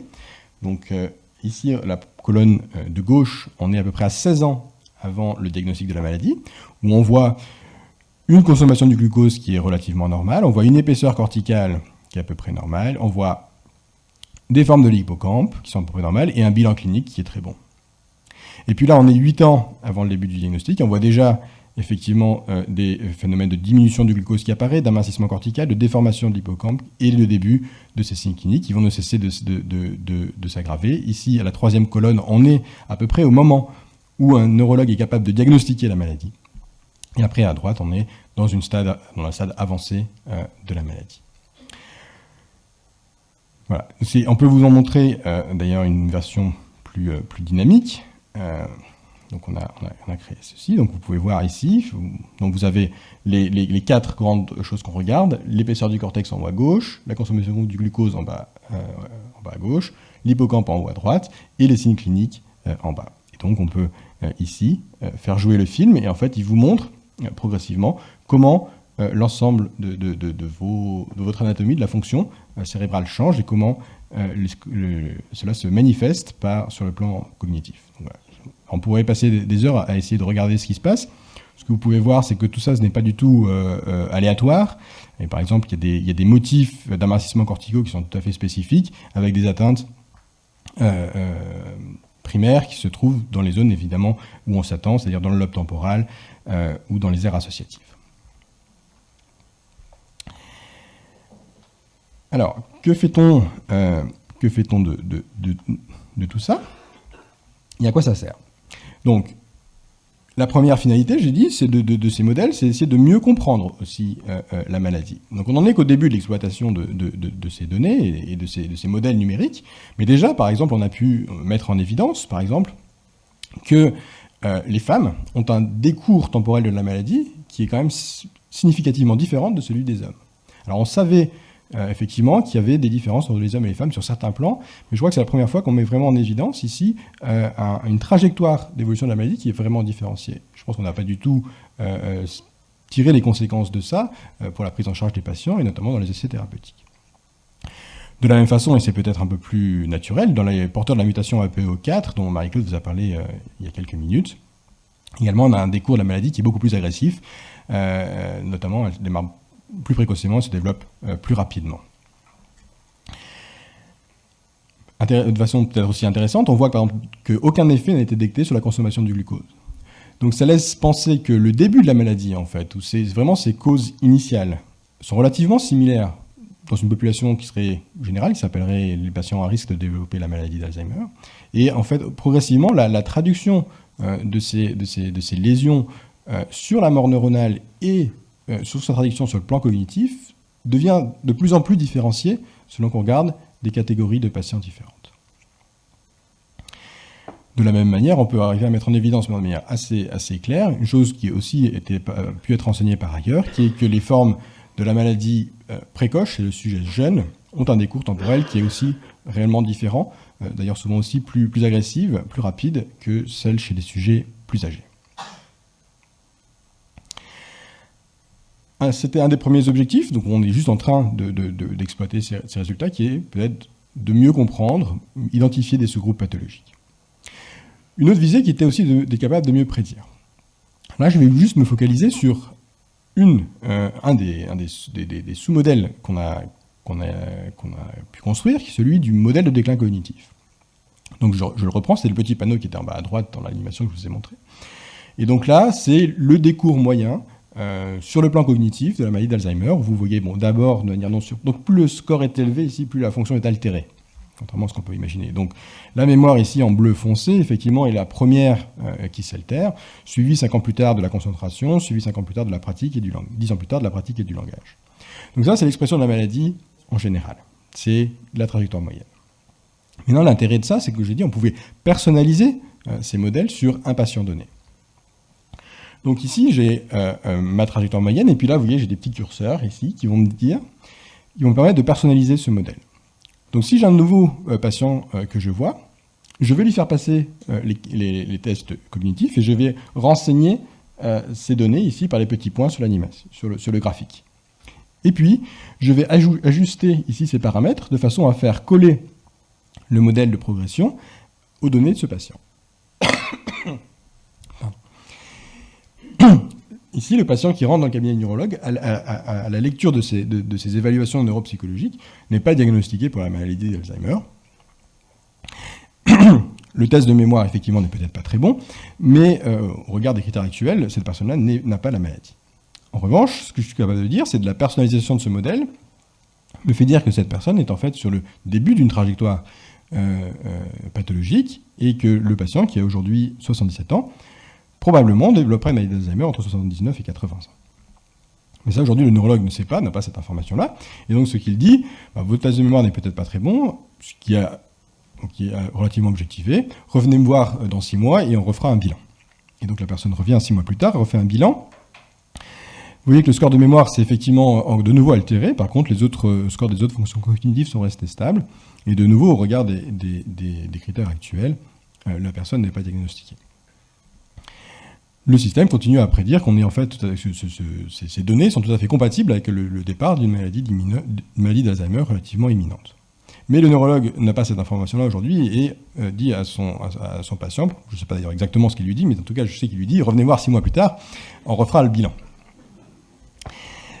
6 mois plus tard, vous voyez, le score de mémoire ici est un peu meilleur que ce qu'il était, du moins il est stable.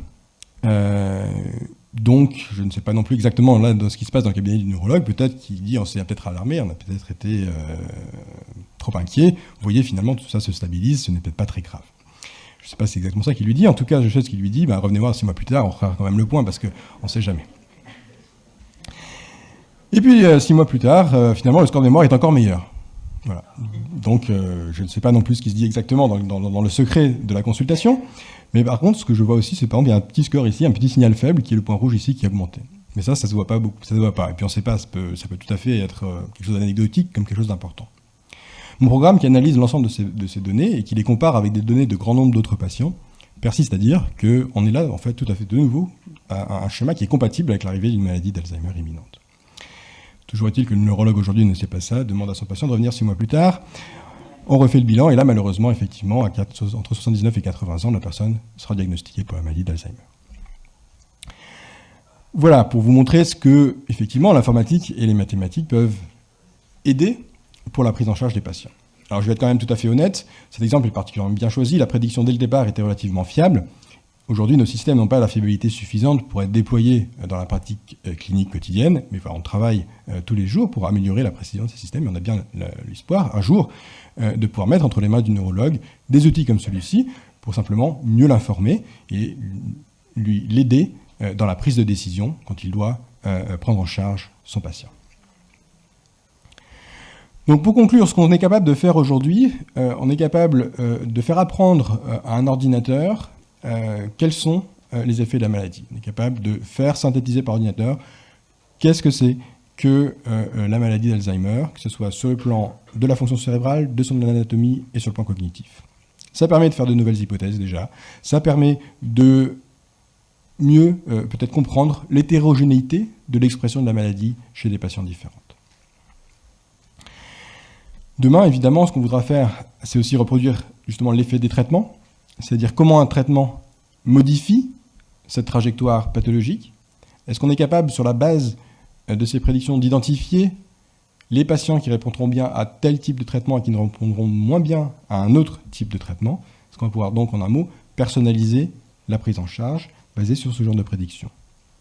Et bien sûr, demain, je dirais peut-être après-demain, en espérant que cet après-demain vienne vite, qui est prédire l'arrivée de la maladie avant même qu'elle ne s'exprime, pour être capable un jour de pouvoir la prévenir plutôt que de la guérir. Je vous remercie de votre attention.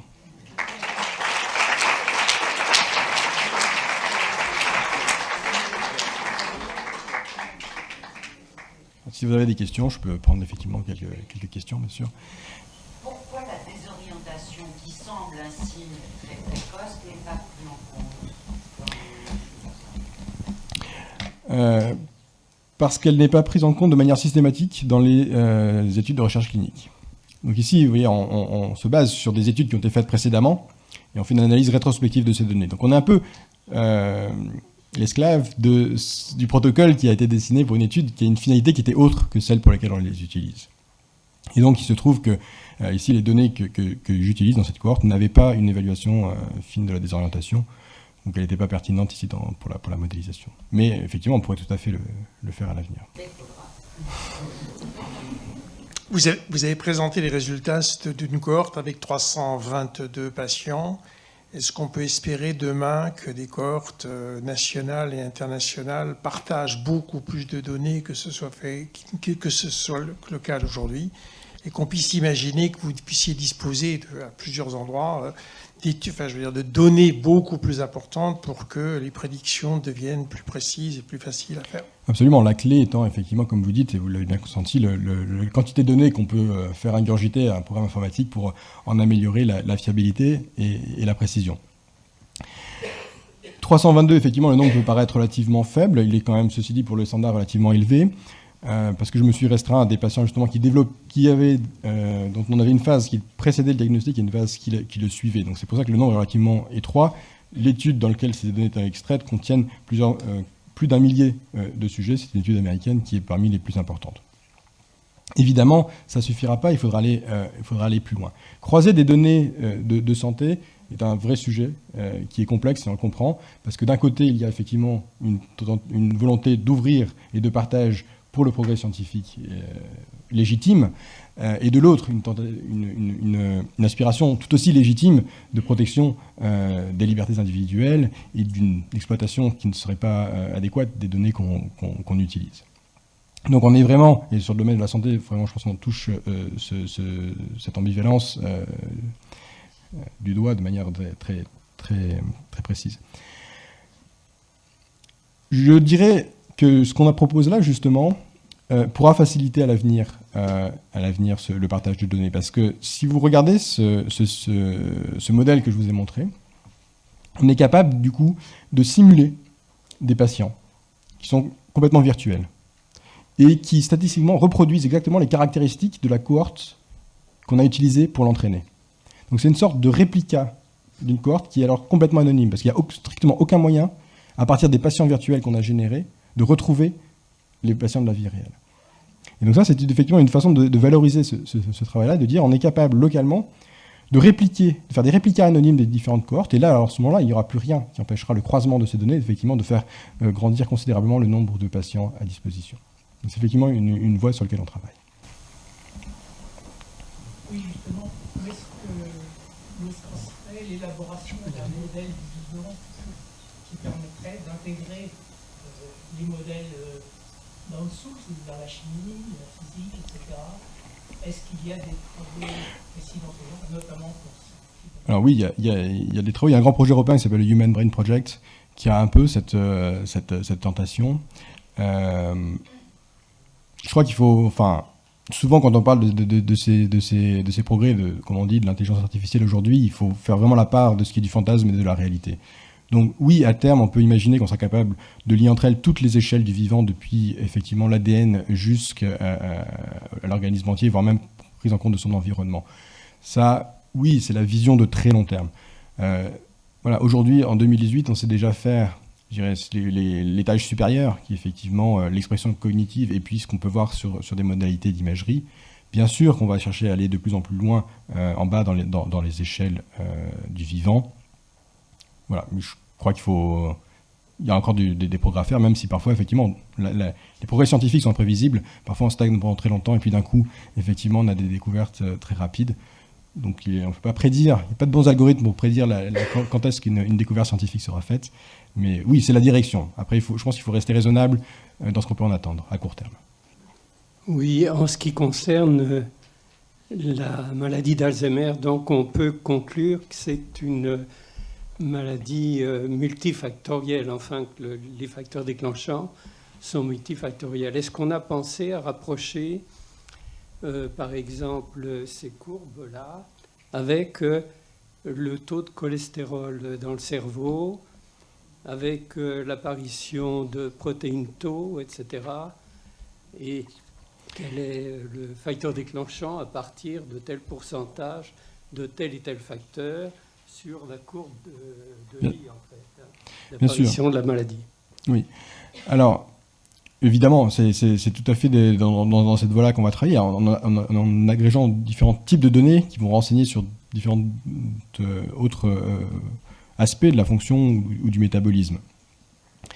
Ce qu'il faut pour moi, c'est être capable d'avoir évalué le cholestérol cérébral, par exemple, ou les dépôts taux, les enchevêtrements neurofibrillaires, sur des grandes quantités de patients, de manière répétée dans le temps. Voilà. Donc aujourd'hui, à ma connaissance, le dosage du cholestérol n'est pas loin d'être effectué de manière systématique. Enfin, je me tourne vers toi. Et dans le cerveau en plus, c'est pas possible. Mais est-ce que par des moyens périphériques, on peut, je ne sais pas, c'est compliqué. Pour l'imagerie, par exemple, des enchevêtrements neurofibrillaires, il existe, mais depuis très peu de temps, des ligands radioactifs qui permettent de faire une tomographie par émission de positrons qui peuvent imager effectivement les enchevêtrements neurofibrillaires. C'est encore au domaine vraiment de la recherche. Vraiment, là, je parle des dernières 1 an, 18 mois, où ces modalités d'imagerie arrivent effectivement en recherche clinique. On n'a pas acquis encore aujourd'hui suffisamment de ces données-là pour que je sois capable de les exploiter. Mais vraisemblablement, d'ici 5 ans, on sera capable d'incorporer ces nouvelles modalités dans nos modèles. Nous allons devoir prendre la toute dernière question. C'est très intéressant, effectivement, d'utiliser les statistiques et les mathématiques. Est-ce qu'on aurait pu, ou est-ce que ça a été fait, avant de décider le déremboursement d'un certain nombre de médicaments, regarder statistiquement et autres, en comparant, et il y a eu beaucoup de cas où pendant des années on a utilisé soit de l'Excelone, soit de l'Ebixa, etc., et les comparer avec ceux qui n'ont pas eu ce protocole, parce que peut-être, puisqu'on affirme que ça ne sert à rien, je pense que malgré tout, à l'ICM, on a peut-être une opinion sur le sujet, et que les mathématiques et l'informatique, puisqu'on peut arriver à trouver des choses très intéressantes, même avec un nombre de cas, 300 et quelques, assez limité, et moi, je n'ai que demandé simplement aux spécialistes qui suivent mon épouse, qui m'ont dit de continuer malgré le déremboursement, mais il aurait peut-être fallu que le ministre voit si mathématiquement et statistiquement ça a un intérêt ou non. Alors, il est clair que les autorités de santé qui émettent ces recommandations sont bien sûr basées sur des études statistiques. Je n'utilise pas les méthodologies que j'ai présentées là, qui sont innovantes et qui sont probablement pas à un stade de maturation suffisante pour être utilisées pour des décisions de cette importance. En revanche, j'ai utilisé très certainement de nombreuses études qui ont été faites avec des méthodologies statistiques éprouvées et qui ont amené aux conclusions qui étaient celles des experts. Je n'ai aucun doute sur le sérieux scientifique qui a pu mener à ces rapports. Je ne crois pas que le rapport ait conclu que ces médicaments ne servaient à rien, comme vous le dites. Je crois que c'est une question d'appréciation du bénéfice et du risque. Ils ne sont pas non plus dénués d'effets secondaires. Donc il y a comme ici un facteur qui n'est plus strictement scientifique, mais qui est plutôt à la fois du domaine économique et du domaine humain, qui est effectivement quel est un bon médicament et lequel doit-on rembourser. Question sur lesquelles personnellement je ne me prononcerai pas et je suis loin d'être en bonne position pour le dire. Ce déremboursement a suscité un vague débat qui existait depuis longtemps. Encore une fois, moi, il faut laisser ce débat aux personnes qui voient les patients tous les jours et qui doivent les prendre en charge. C'est à eux, évidemment, que le débat appartient. Il y a deux écoles, je dirais un peu schématiquement, ceux qui disent l'efficacité n'est pas assez éprouvée pour justifier le coût économique et éventuellement les effets secondaires. Utilisons cet argent pour faire autre chose, pour la recherche et pour la prise en charge des patients, pour améliorer peut-être le système de soins dans son ensemble.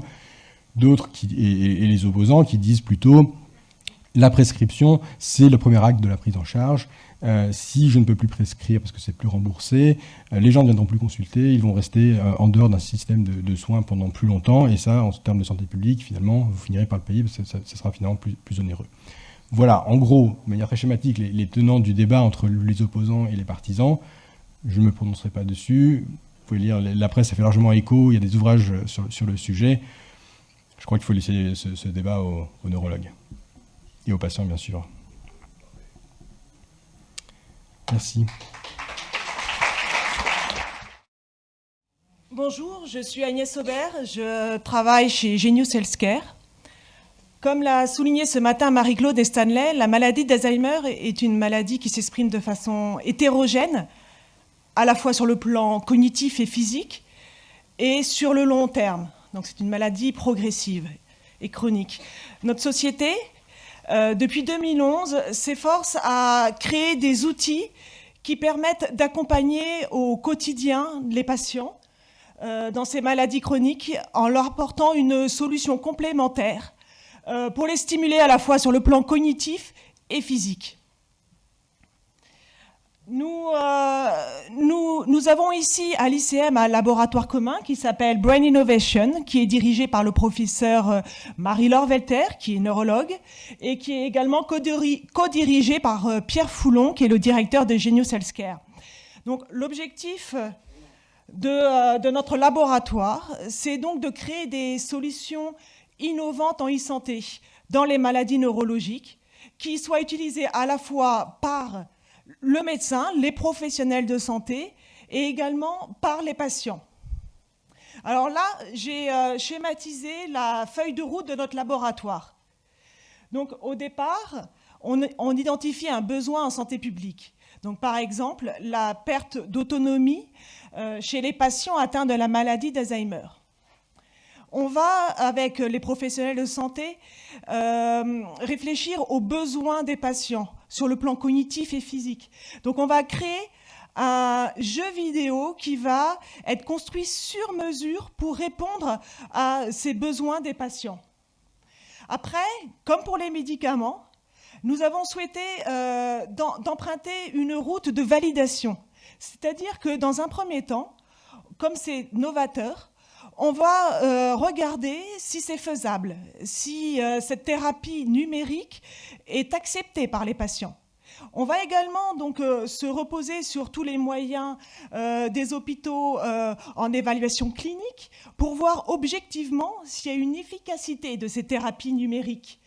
Et on va, in fine, regarder dans la société, est-ce que ça va diminuer les coûts sociétaux ?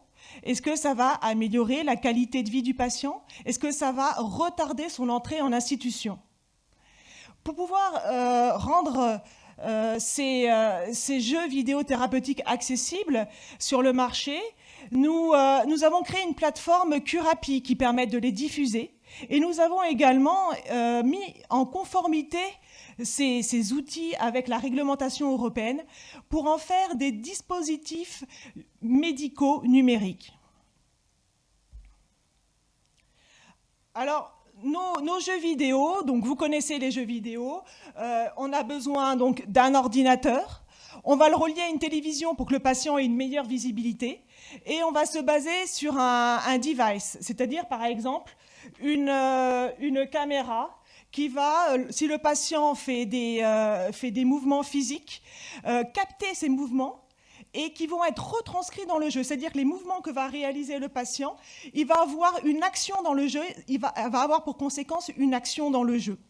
Donc nos jeux vidéo thérapeutiques, ils ont des objectifs thérapeutiques très précis inclus dans les scénarios de jeu qui ont été pensés avec les médecins et les thérapeutes tels que des kinés, des orthophonistes, des neuropsychologues. Donc ils ont pour vocation de stimuler le patient physiquement, de le stimuler sur le plan cognitif, également sur le plan comportemental. Il va suivre un scénario de jeu. Et le tout dans un contexte positif, émotionnellement positif. Il s'amuse, il fait un jeu vidéo. Il n'a pas la sensation de faire une séance de rééducation. Pour lui, c'est un jeu. Et les jeux vidéo, ils permettent de pouvoir répéter un mouvement de façon intensive, de pouvoir aussi être pratiqué sur la durée. Je peux en faire plusieurs fois par semaine, pendant plusieurs mois. J'ai aussi donc un écran qui me permet de voir les conséquences de mes actions dans le jeu. Donc j'ai un feedback, je sais si j'ai bien fait mon geste. Et puis je suis motivée. Je suis motivée parce que je m'amuse. Et tout ça, ce sont les facteurs clés d'une rééducation réussie et efficace. Et nos jeux vidéo incluent ces facteurs clés. Donc, depuis 2011, nous travaillons avec le professeur Philippe Robert au CHU de Nice. Et nous avons, dans le cadre d'un appel à projet dans les investissements d'avenir, donc l'appel à projet e-santé numéro 1, qui visait la santé et l'autonomie sur le lieu de vie grâce au numérique, nous avons élaboré un jeu vidéo qui s'appelle X-Torp et qui est un jeu vidéo de bataille navale. On va voir un patient qui y joue. L'objectif, c'est donc dans ce jeu vidéo, le patient va être face à une caméra qui va capter ses mouvements. Lui, son corps, il va commander un sous-marin. Il est dans un monde englouti. Il va aller d'île en île. Il doit survivre. Il doit répondre à des attaques de bateaux. Donc, il peut également se défendre. Et il va aller sur les îles réaliser des missions. Et à travers ce scénario, il va être stimulé sur le plan physique, cognitif. Et il va, pour les patients donc, atteints de la maladie d'Alzheimer, sortir de leur apathie. Aux commandes de son sous-marin, Jean Sanchez torpille ses ennemis. À 73 ans, ce retraité souffre de légers problèmes de mémoire. Des troubles épisodiques qui lui font parfois perdre la notion du temps. Pour entretenir ses capacités, Jean vient donc chaque semaine dans cet établissement niçois dédié à la mémoire. Donc il faut couler 2 cargos, donc 2 bleus. Donc toujours pareil, quand vous faites les mouvements, pensez à bien lever les jambes à chaque fois. Un des concepteurs du jeu encadre les exercices sur le X-Torp, un jeu de bataille navale à visée thérapeutique. Là, il fait de l'activité physique et de l'activité, on dit cognitive, ou peut-être pour vulgariser, c'est pas exactement pareil, mais intellectuelle, pour stimuler de manière générale son corps, son cœur et son cerveau. Donc là, vous avez vu, donc c'est dans le cadre de l'évaluation donc au CHU de Nice, un patient donc utilisait ce jeu. Donc notre jeu X-Torp, il a plusieurs fonctions. D'abord, comme disait Stanley, c'est important d'avoir une cartographie cognitive du patient qui va malheureusement évoluer au cours du temps. Donc dans notre jeu X-Torp, le professeur Robert a souhaité qu'il y ait des tests neuropsychologiques. Donc, par exemple, des tests comme le TMTA qui vont mesurer la vitesse de traitement de l'information chez le patient, qui va malheureusement être altéré dans la maladie. Donc, on va demander au patient de relier 25 chiffres par ordre chronologique et on va mesurer son temps. Donc, notre jeu permet de façon très objective de pouvoir réaliser ces tests. On a également donc la partie jeu, comme vous l'avez vu dans la vidéo. Donc là, vous voyez les différents gestes qui sont demandés au patient. Donc, il va être vraiment mis en activité physique. On va lui demander, donc pendant 15-30 minutes, il va marcher sur place, en levant bien les genoux. Il va aussi, donc, on va lui demander de faire de la coordination motrice. Pour aller à gauche, il va lever son bras ainsi, pour aller à droite ainsi. Voilà, ici il fait comme ça ne marchera pas. Il faut vraiment qu'il fasse le bon geste. Pour tirer sur un sous-marin, il va rassembler ses bras. Il va également, donc ça permet d'améliorer son équilibre et sa stabilité. Pour pouvoir plonger, il va se baisser. Il va se relever pour sortir de l'eau. Donc tout ça, il va le faire en s'amusant dans un scénario pour éviter des bateaux et de façon très très ludique. Il va également, comme vous voyez, s'orienter sur une carte. Et donc, ça va améliorer aussi ses fonctions cognitives telles que la coordination visio-spatiale. On a également mis, donc, avec le professeur Robert et son équipe de neuropsychologues, des exercices qui sont vraiment dédiés à la stimulation cognitive, qui vont permettre d'améliorer, de stimuler sa mémoire. Donc ça peut être sa mémoire visuelle, sa mémoire auditive. Donc toute une série de missions ludiques qu'il va réaliser et qui vont lui permettre de progresser. Donc le postulat, quand on fait de la rééducation cognitive, c'est de partir du plus bas niveau. Donc c'est ce qu'on fait. On a la possibilité donc, de partir d'un niveau très très bas et le patient, au fur et à mesure, on va augmenter la complexité de l'exercice. Et tout ce travail va le stimuler cognitivement. Donc là, sur cette diapo, je vous ai synthétisé de la feuille de route de X-Torp dans la maladie d'Alzheimer. Donc, en 2011, c'est la rencontre avec le professeur Robert. 2012-2016, on a construit le jeu avec son équipe et le professeur Robert l'a évalué au sein du CHU de Nice. Alors on a fait une étude d'utilisabilité pour voir déjà si le jeu est accepté par les patients.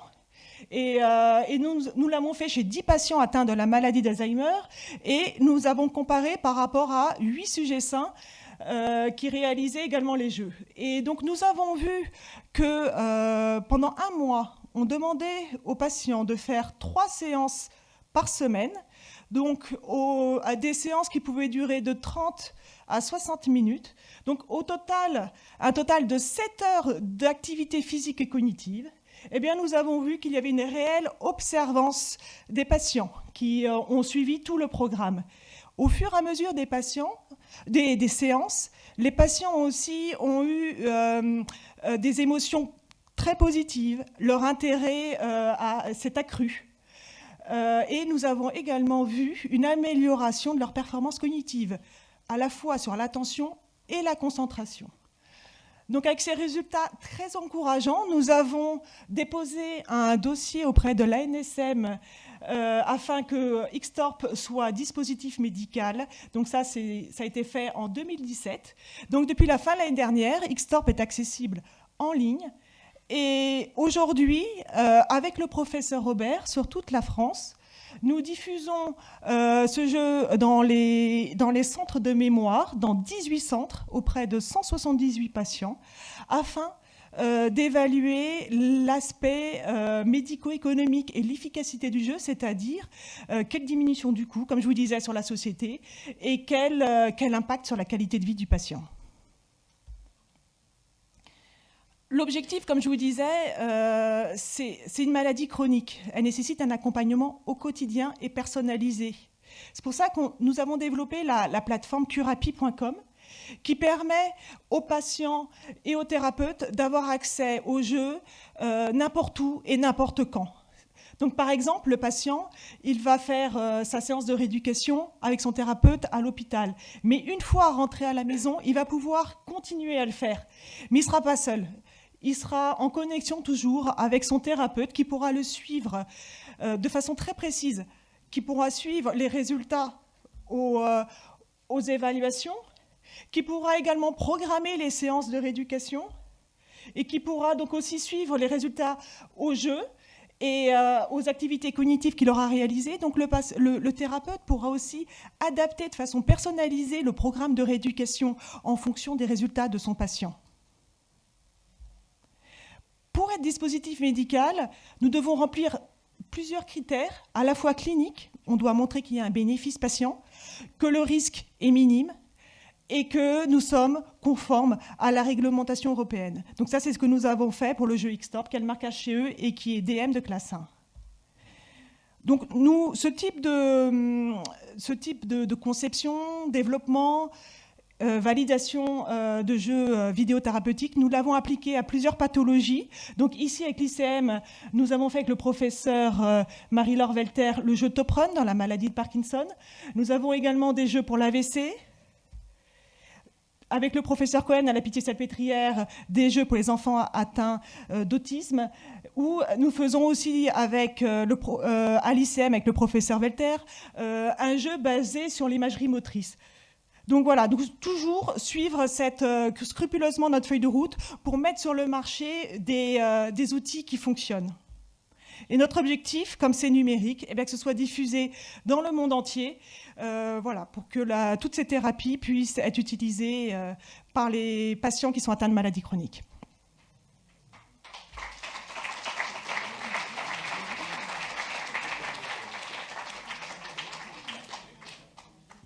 Bon, cette plateforme est accessible de partout, et c'est-à-dire qu'on peut aller directement sur ce site et tester des jeux thérapeutiques. Tout à fait, tout à fait. Vous pouvez vous inscrire.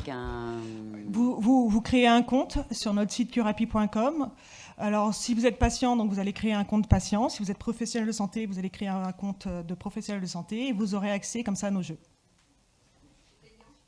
Alors, pour le professionnel de santé, c'est gratuit.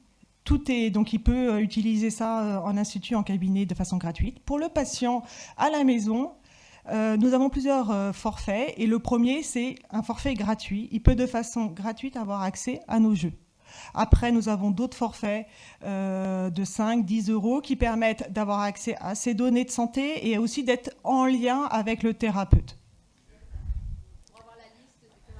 Alors, nous proposons pas de liste.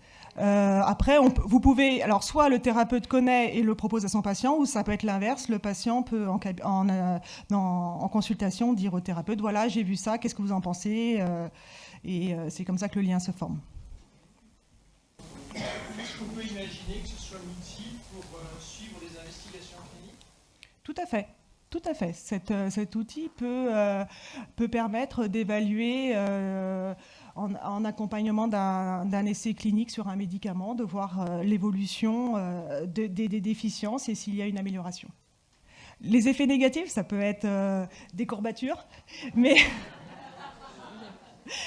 après, ce qu'on a fait lorsqu'on a justement dans notre chemin pour être DM, c'est au minimum minimiser les risques de chute. C'est l'effet qui peut être le plus évident.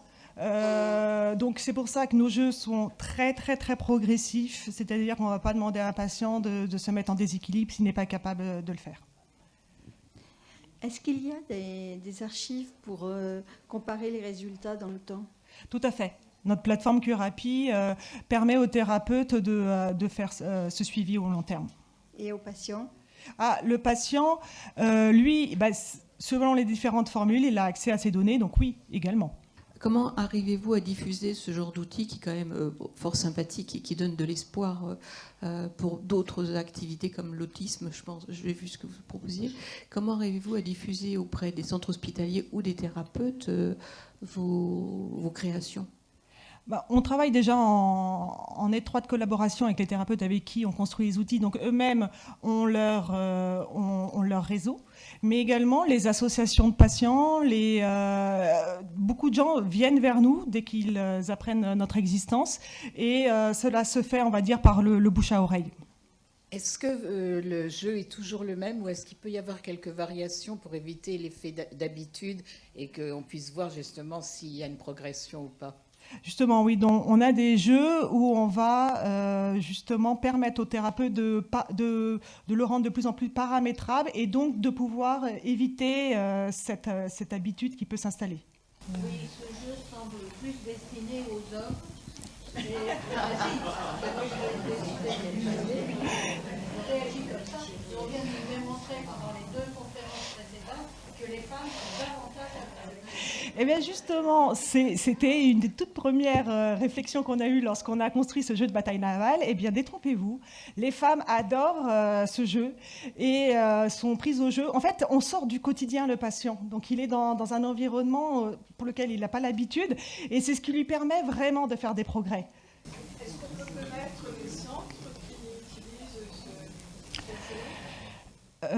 Alors, en ce moment, c'est en étude clinique. Donc, les centres qui utilisent, c'est dans le cadre d'une étude clinique. Après, bien, je ne sais pas si... après, si vous allez sur curapi.com, vous aurez toutes les informations, justement, qui seront données lorsqu'on aura les résultats de l'étude clinique. Mais en fait, comme c'est accessible partout, vous pouvez dès à présent, si vous avez un centre particulier, aller voir votre médecin et lui en parler. Merci à tous.